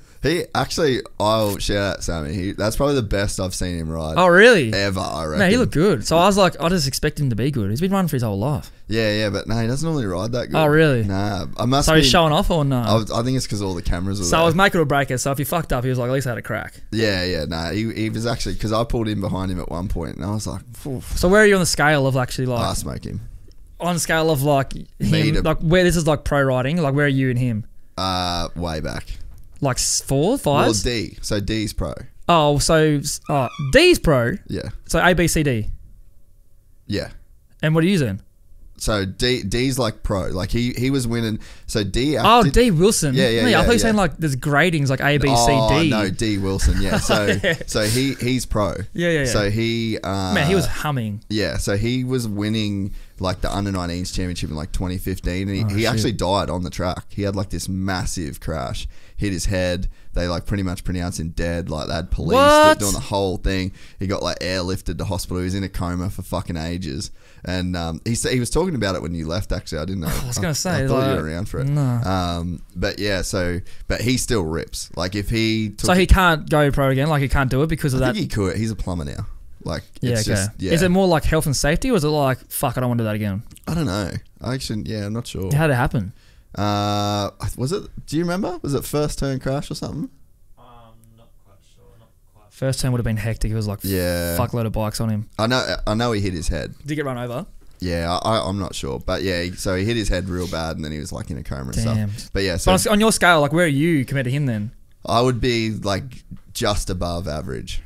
Of like the average rider, I reckon. Nah, come on, man. Yeah, nah. Average rider's pretty shit. I'm an average rider. My brother is way faster than me. So it's like pro. Yeah. My brother. Yeah. Me, Sammy. And then I'm fucking bottom of the barrel. And then you're just under I was Sammy. shitting myself going. I feel like I was going that fast. I don't reckon it'd take you that long. But no, just like the first thing in. I've never ridden a 350 before. I've been like 250 max. I was 125 for like my whole life. I loved even XR80, bro. Really? Yeah. I loved that you had one of those 125s. The CR125, man, is my pride and joy. I used to Airfit, I used to be shit with it, cleaner. I used to blow up all the time. I had to get it rebuilt a couple of times. Cost an arm and a leg. That was fuming. But you would like, have been the most fucking pain in the ass. oh man, and like, because we lived in like rural area, it was like horses galore, and me and my mates used to fang past, and like they would go crazy. Mum broke his leg, and the owners came up to the house and like sprayed us, and Dad was just like, "Fuck off my property net." Like it was just, I was like, oh, the first time I'd seen him like that, I'd say, "Get away," and I was like, "Yeah, Dad, what's up?" And he's like, "Nah, fucking you get inside." And I was like, "Sorry, Dad." Took my bike off me. I reckon there's something I've been thinking about recently is just the freedom you can give a kid when you give him a motorcycle. Oh man, like to be a young kid on a fucking 125. I wouldn't have had to trust myself. Like I think about that. I used to literally cut off my back guard, like pretending I was Brian Deegan. I'd have I'd have my shirt off with the pants and stuff on, and I'd have like the body armor on here with a helmet, and just pretend I'm doing that stuff, like hitting like little shitty jumps and like pretending I'm doing like no footers and cans and all that stuff. I was like just fixated on how cool he was. Because that's what I mean. Like I was my idol growing up. When you were talking, I was like, that's sick. That it's a trip. I was talking to Dean Lucas. Like he's been here a couple of days. Yeah. We sort of only get to catch up once a year, and that's he was like, "Is it a trip that you like talk to Deegan?" And I'm like, not doing the podcast with him is like one thing. Like I kind of expect that. Yeah, like that's kind of my job. It's a job. You know? And there's people that come on and you talk to them, and it's not like your homies after it, or like you just do it. He's it's like, I gotta go. It's a thing, and then you post it, and then it makes you money, and then you do the next one.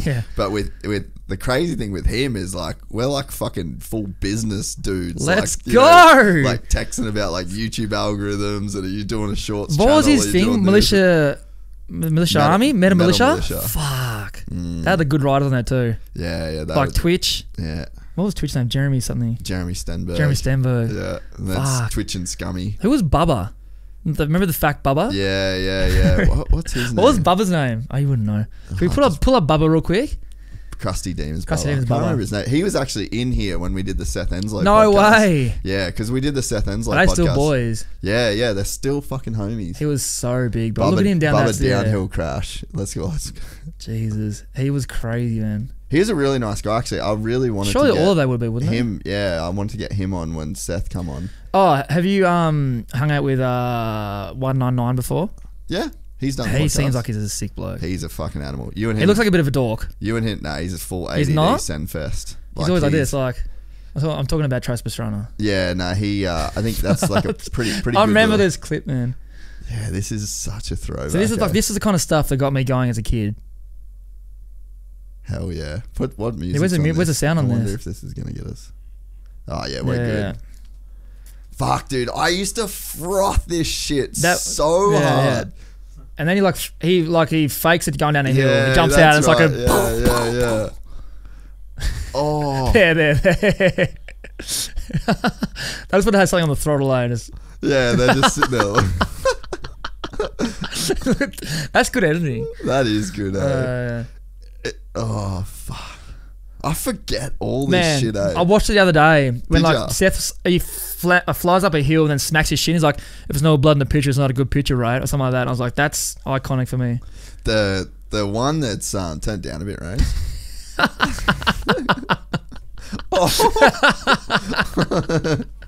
Fuck. That's what I mean. Like the shit they used to do was so cool, and this probably started Jackass, to be honest. Oh, dude, that was launching. Where is this hill? It has to be like Arizona or somewhere, like in the hills, or California. Yeah, that'd be like full. Be Cali, wouldn't it? Yeah, like full, like Temecula sort of surrounding area. Oh shit, Bubba. What a.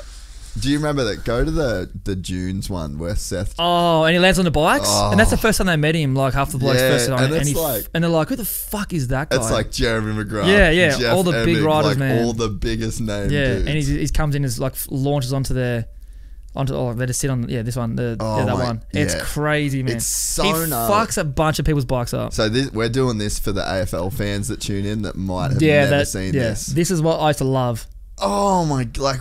Makes no sense. What he's where was he gonna land? Yeah, so that's what's obviously happened. Go back, Ryan. So let's watch this again.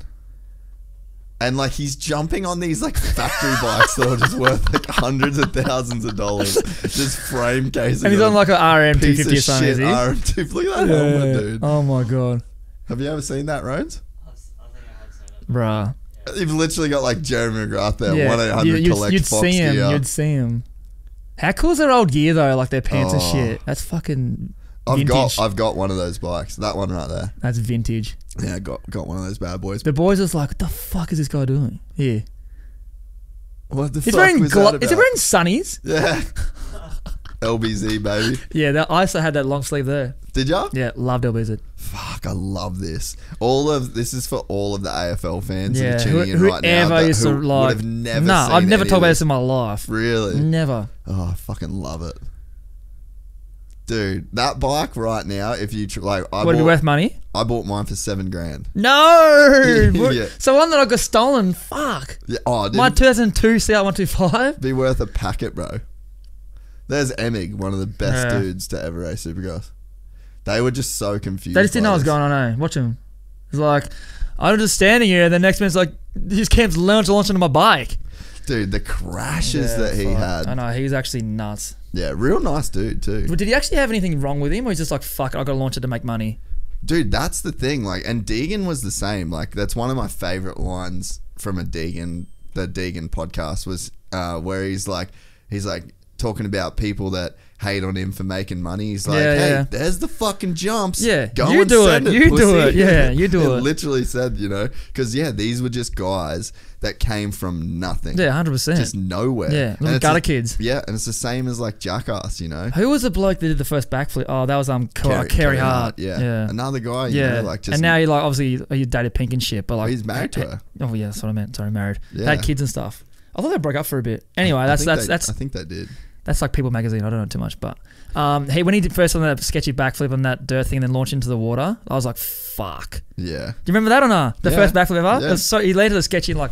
Yeah, he went like, yeah, but still like. Well, the crazy thing too is like if you want to go learn a backflip, you got so much better stuff to do now. Yeah, you got like those the foam pits, and you got that ramp that's kind of like, what is that ramp made of? Like just plastic shit. You know the one that's got like a safe thing on it? Oh, the resi. Yeah. So they got like a plastic thing. Yeah, this is it. He got so high. Oh, this is so gnarly. Look at it. Oh. And so he'd never. Is that actually the first one? Yeah. 100%. That's the first one. Yeah. But that's just like straight to dirt. Yeah. Just guessing. I think he said he went to like TJ Lavin's house. What did he have? And like did it on a BMX bike. No shot. Can you imagine? How the fuck to go from a BMX to that? Yeah. And he was so high too, like he's in no man's land. He's like, what am I doing now? Yeah, that's like not an easy way to do a backflip by like he was any sick too. measure. Do you think that you're you've come from fucking essentially Jackass wannabe stuntman shit and motocross and skating, and then you end up making it footy? Like, do you just feel like you're the kind of person, or maybe you don't have to relate this to yourself, but just do you think there's just people out there that they're just gonna make it at something? Like they're just born to do something where like a lot of people are gonna know who that person is. I do think about that sometimes. Like I always think like, what would I have been doing if I didn't play footy? Like in my head, like I'll be doing something that would have been to me cool or crazy or something like that. Like I always wanted to be like freestyle motocross or a stuntman or like a Jackass guy. So that was always like to show. I always used to be a show off. That's why I like. So people with that personality, like who show off a lot, or not like have arrogance about them, but like confident they can do something or get someone to laugh or that kind of shit. Like I always thought I'd be doing something that I'd be showing off. Like I get to show off on the field now, of trying to be a tough guy and stuff. And that's fun for me. Yeah. So like that kind of thing, that image you put out there, or the perception of yourself. Like I was always going to do that, something like that. But that's just their stuff they're doing is just next level. Like I'm never going to do that. Yeah, but you just ended up being somebody. Yeah. That like a lot of people, and I think, like Seth Enslow. Yeah. Like he was probably always going to be a guy that like everybody That's knew something. who that he was going to be, whether it was, That's always the question though. Like it's probably if he didn't send that bike, like who would he have been? Anyone? It's been like some guy who wasn't good at motocross and just did that. Yeah. Just some crazy guy rocks up and just does some stupid shit. But because of that, then he started doing like the biggest jumps in the world, setting records and making his name that way. So I think it's all about moments. Yeah. Like my moment was when I was working with Dad and it was too hard and I was like, nah, I'm playing AFL. Then that was my goal. Yeah, right. And with that, if there was more money for me, then it wasn't like, what would be a good job? Yeah. Like, because I didn't see myself making money, jumping off shit or any of that stuff. Yeah. But I saw like footy was like the next best thing. If I didn't make footy, then I probably would have done something else. Yeah.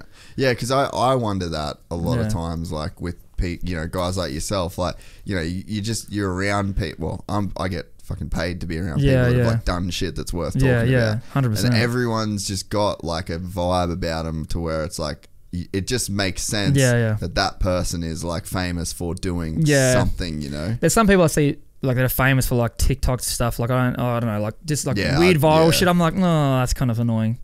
But that's just what they do. They're up with the times now. Like if you get viral and you get famous and you make money, like that's not your fault. It's for the people like, even these rappers and stuff, like I'm an island boy, like those guys are like, fucking what now? Like, but they're probably rolling in it just for doing that. Dude. So I don't know, man. Those island boys. Do you watch No Jumper? Yeah. See, I fucking love that dude. See, that's what I mean. Like he probably started out just doing like a normal podcast stuff, and now he's just got the biggest names like want to go on his show to get their word out. Dude, so crazy. I'd love to do the podcast with him. I've actually got someone. Surely he can get in contact somehow. I've got someone's email. Does he get like asked to be on podcasts? Yeah, surely. Yeah. He goes on them a bunch of times. Okay. He's a fucking G, that dude. But it's crazy. So my first, it's crazy in my mind. Yeah. My first thing that I did was like this motocross website called mxdaily.com.au. I remember that.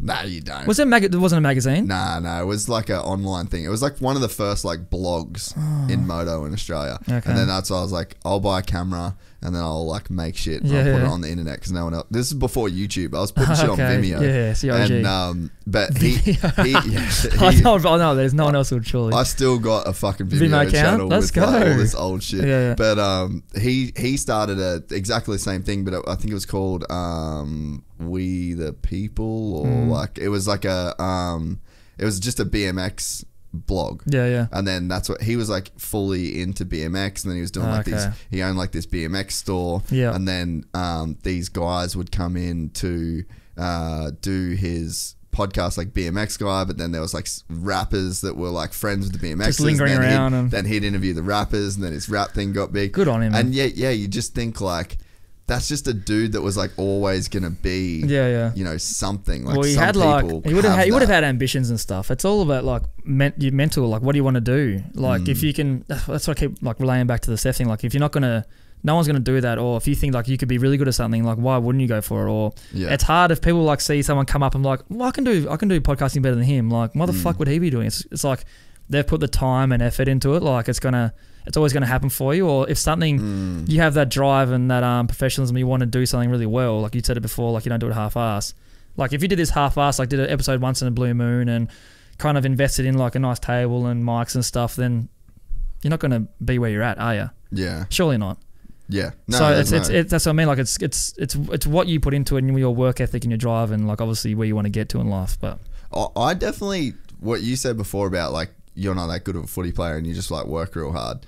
I definitely did not have that perspective as a kid. And if there's like, I hate to even be referenced ever in any way, shape or form as like a role model to kids. Yeah. Like, I swear we smoke weed on here. Like, there's a lot of fucking carry on that takes place. Like, so for that lane, like, I'm definitely not a role model. But in terms of like the message, more like being yourself, want to be. Yeah, I want to do it for a long time. So it's like, I don't want to fucking act. Yeah. But in terms of like the messaging, that's like one important thing that I love when people like yourself say, because when I was a kid, I just didn't really fully understand that it was hard work that made people. 100%. I just thought it was talent, and I was just thought I was not talented. You know what I mean? And it's just like, people were like, "Oh, you got a gift for the podcast." Well, fucking, I've done a lot of them. Like, it's like experience, man. I've done a lot at this point, but I did not get that whole concept of hard work does pay off until like kind of later when I started. I thought I always applied hard work to like a job. Yeah. But I thought I can't be good at this sport. I can't be good at motocross. I can't be good at, because I'm just not talented enough. Yeah, okay. And I've just, since doing the podcast, you just hear these stories of people just over and over of like, I wasn't that good at this. I wasn't that good at that. I just work real hard.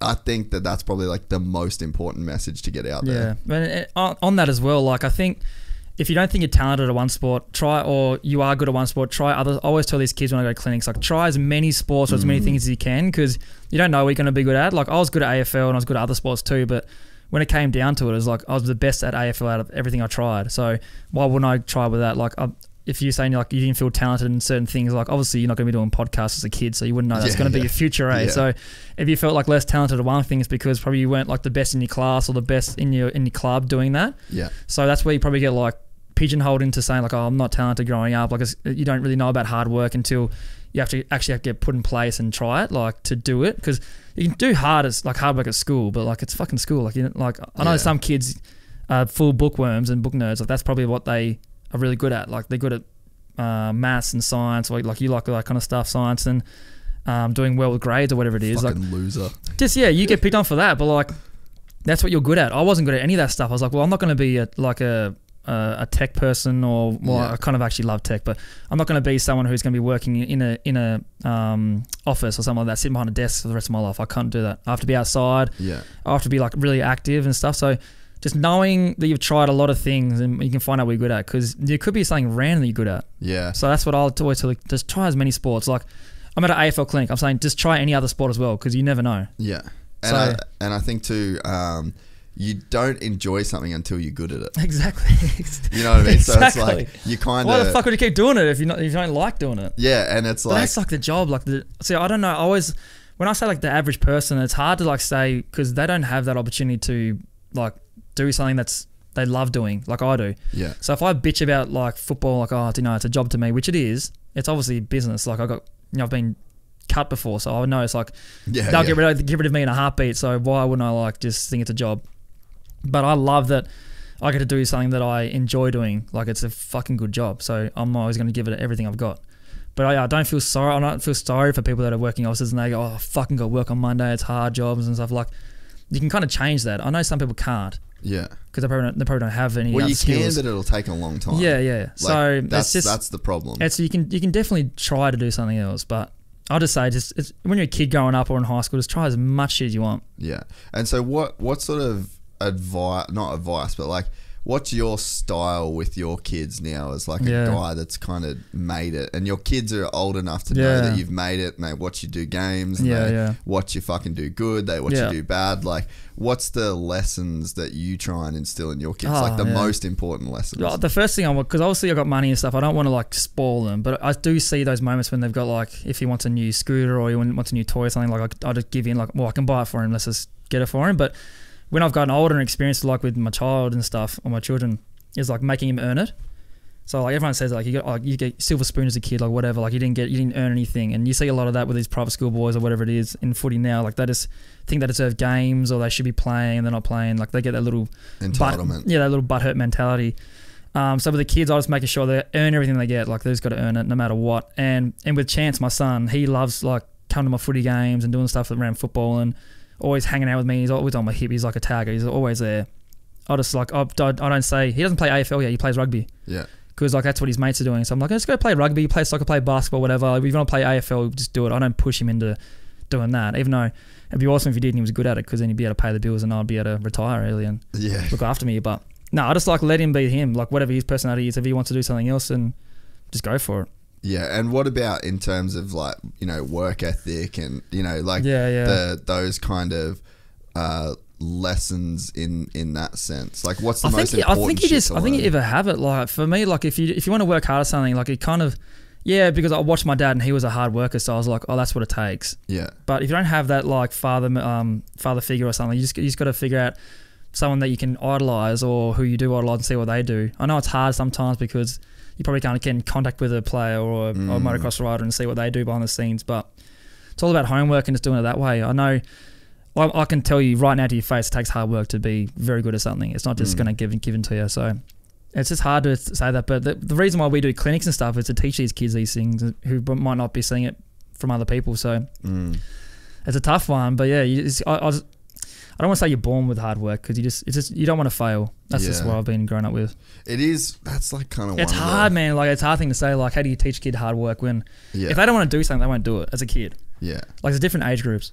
And so, what about having kids young? Yeah, I started at 24. I wanted them earlier. Really? Yeah, me and my partner, we tried like literally probably 2 months in, we'd like be able to have kids. Really? Yeah, like after like first meeting her. What the fuck? Moved in like 2 weeks. She like didn't leave my house for like 2 weeks and like moved in like a month later. Bruh, I told her that. I was like, you got a good life. Like, this is what happens. What a wicket. Bruh. So we're like, we got together when I was 21, I think. So we've been together for ages. And we've had breakups during then, and I fucked up a few times, whatever, through the whole process and stuff. But like without her, I wouldn't be where I am either. So you got to give her a pat on the back and let her know. So, but yeah, I want you being this successful if you weren't in a long-term relationship. No way, bro. You're a fucking wild She's put up man. with so much shit. No, she's a legend. But in saying that, with having kids early, is like, that put me on the straight and narrow straight away. Yeah. Like, that was like, fuck. Now it's not about me. It's about other people. Yeah. And like, if I do bad or something, then, you know, they're not going to have. Oh, it was more the fact, like, if I was getting in trouble and stuff, would he be proud of me? Like, that's what I kind of like. There's so many deep things, like when you're going through stuff with kids, like when he Googles me when he's older, what's he going to say? Yeah. Like that kind of shit. And that shit plays on your mind. Oh like, man, instantly. like every decision and stuff, like it's usually about that stuff. So even when my mum was like, "You're embarrassing our family name," when I was like getting a lot of trouble, like because she's Jehovah's Witness, like she's like full blown churchy.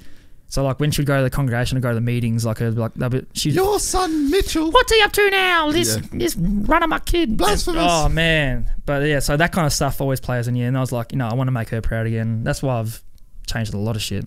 Yeah. But we'll see what happens. Still got a long time to live. Yeah, you can still fuck up. I got plenty of fuck. I got so many. I got so many like runs on the board now. I can just wait till I finish, mum. Free and clear. You do what you want now. The devil.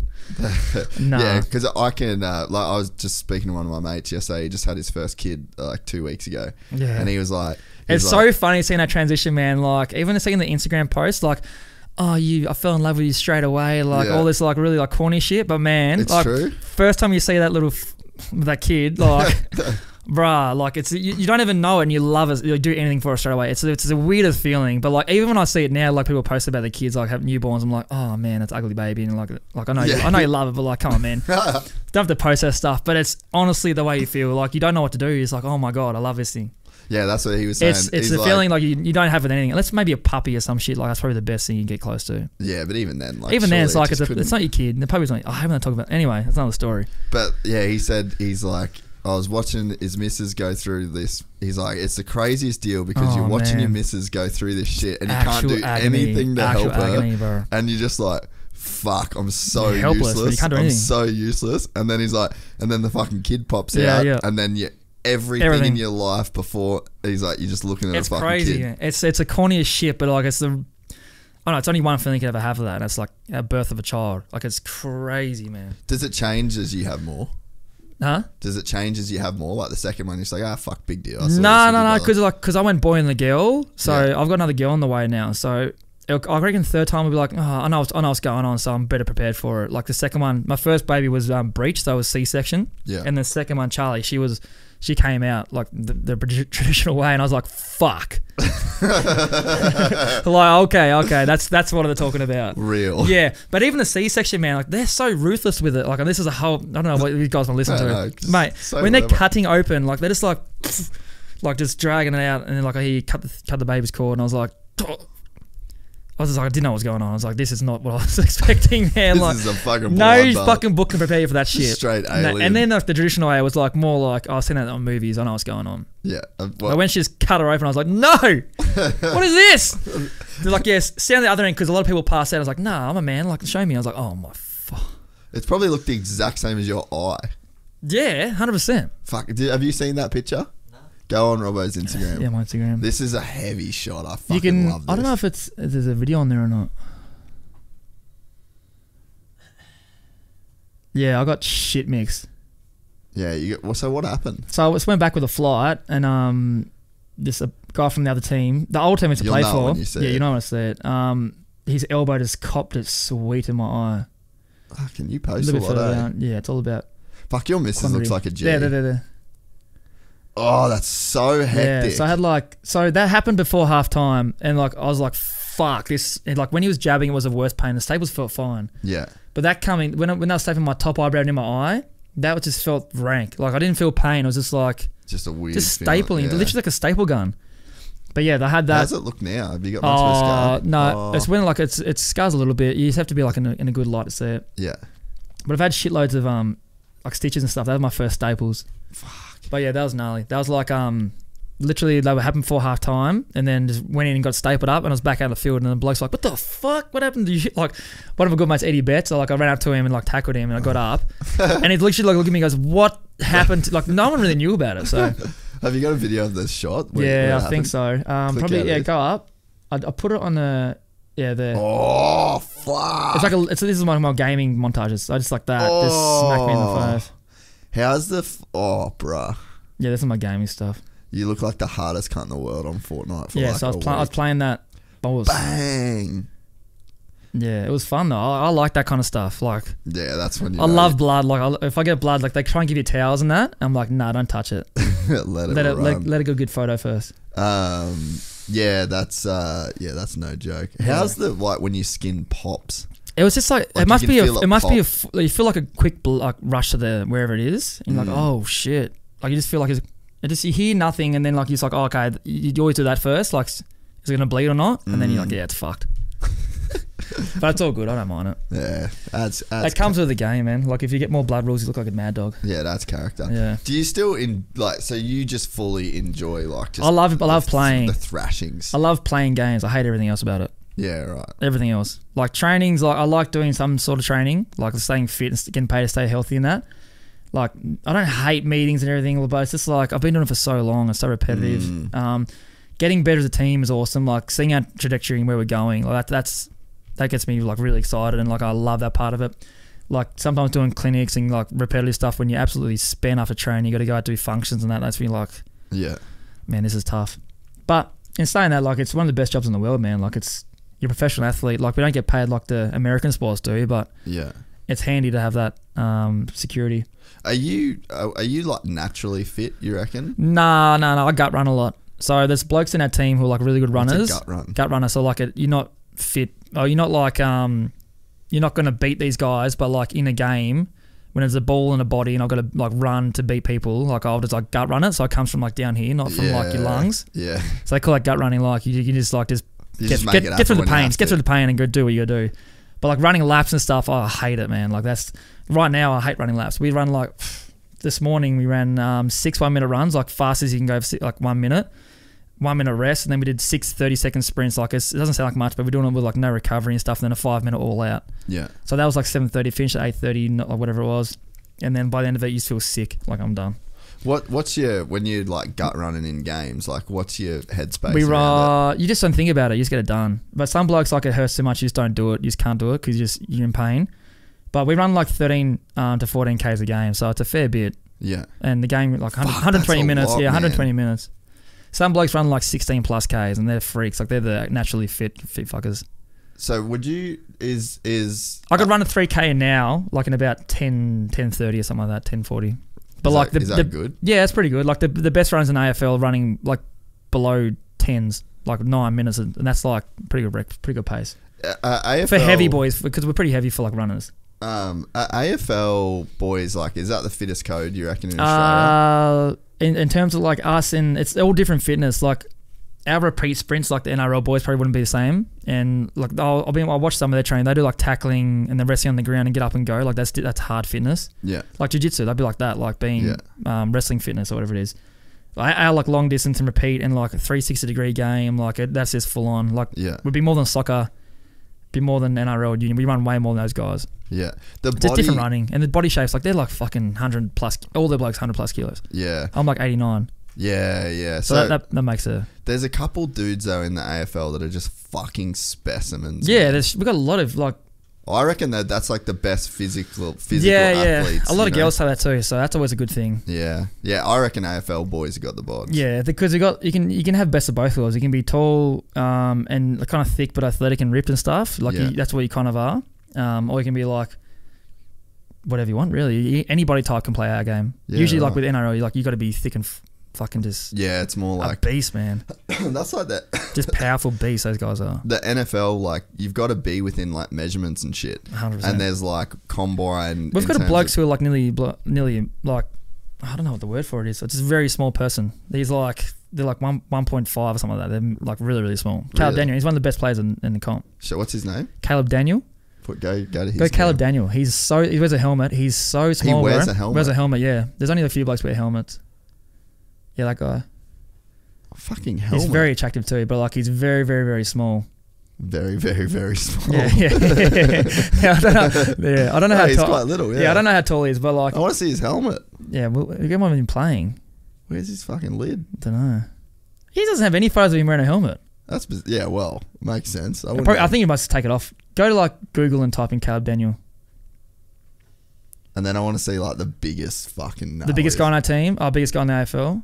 Who would that be? Oh, Tom Hawkins. Who's the full axe? Oh yeah, he's got a lid. No, we've got a guy on our team who we call him Specimen. He's like hot as, and his body's just like.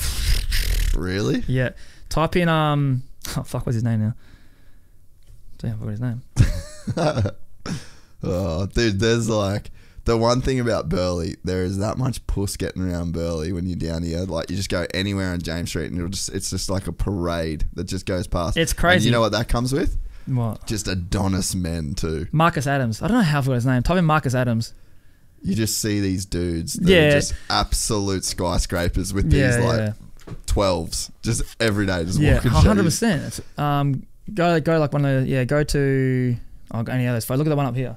How's the beard the man can grow too? I cut his hair too, so it's like fuck. Look at that animal. Yeah, he's a good looking rooster too. Yeah, he's just like, and he's turned into a really good player too. Like, so what's the stats like on him? How big's this dude? So he'd be like nearly probably 100 something kilos, like 3% body fat or something crazy like that. Like, wow. Yeah. How tall is he?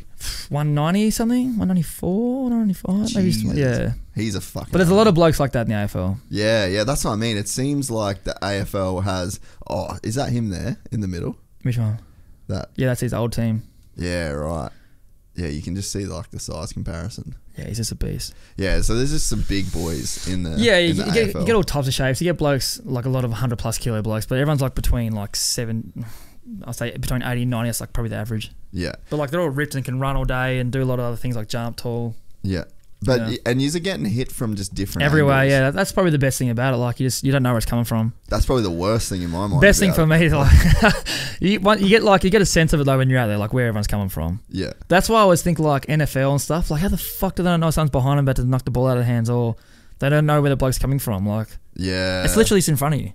What sports do you like watching? I do like watching. I love boxing. That's my number one sport. I love boxing. Yeah. Okay. NFL is cool. Yeah. I do watch some basketball games. Only when there's big games on. Yeah. I do watch UFC fights. Like all the boys, we've got a few big fans in our team. Yeah. And they love watching it, so I go around their house and chuck it on. Yeah. What with the boxing stuff? Have you ever thought about doing? Yeah, I reckon I will. I reckon I'll do a couple of like fights after. Fuck yeah. Yeah, it'd be awesome. But I've seen you on the bag. There was one guy. Which one? You've been. No, there was one guy.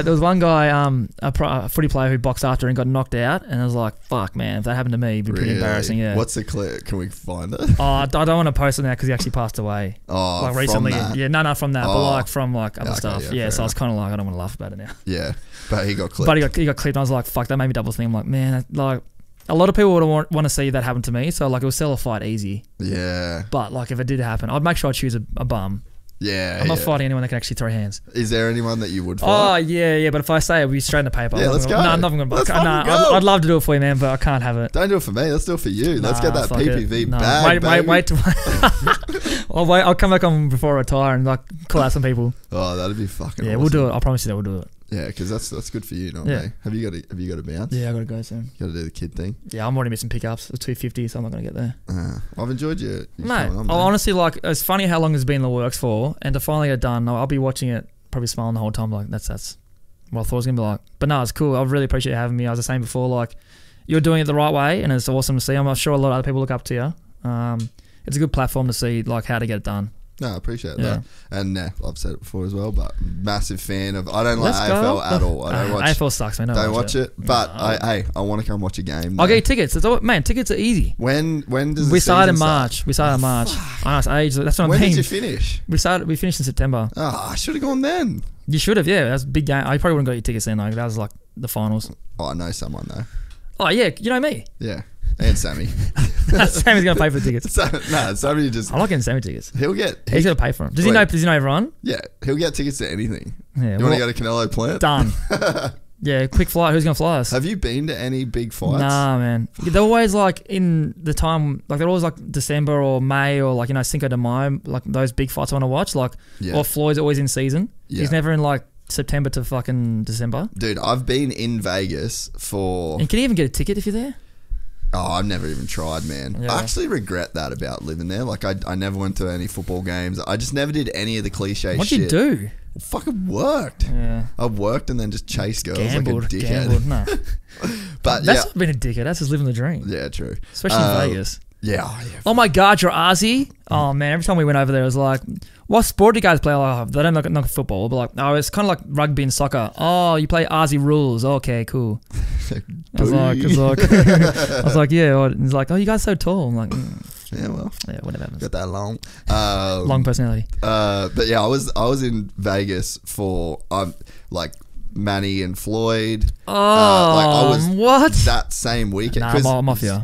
Vegas Supercross was always, that was the 5th of May. Yeah, Cinco de Mayo. Always the 5th of May weekend. Yeah. Yeah, they always fight that weekend. Yeah, so I was always in Vegas for Supercross. So I never got to see any of that shit. And I always just thought I'd be there for way longer than I was. But it'd be like, does motocross at night or daytime? Nighttime. Oh. Yeah, because it was Supercross like in the stadiums and shit. Oh, okay. Yeah, no, I wouldn't miss that for the world. If I was in Vegas, I would say fuck Supercross. I'd like hire one guy to go do it. But I guess that's your job. Yeah, never went to a UFC fight. And that's your like bread and butter. I love that shit. Yeah. Just never did it. Yeah. Oh.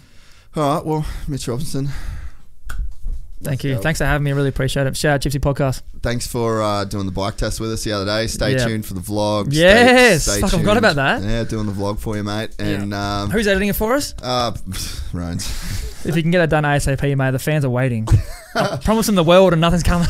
He's not a fan of overtime. No. So maybe someone's going to pay him more of overtime. Yeah, true. These young kids these days. I remember back in my day, mate, I get paid a fucking $1, and I used to walk 14 miles to get there. Yeah, no, you didn't. I used to walk shit, Dad. Talking shit. I used to walk 12 Ks uphill both ways. Yep. And I had all my tools on my back. Okay, mate. Yeah, good one, Dad. No wonder you fucking... Mitch Robbo. We'll see you soon. Nah, thanks for having me, boys. See you. Fucking legend. That's actually a really good chat.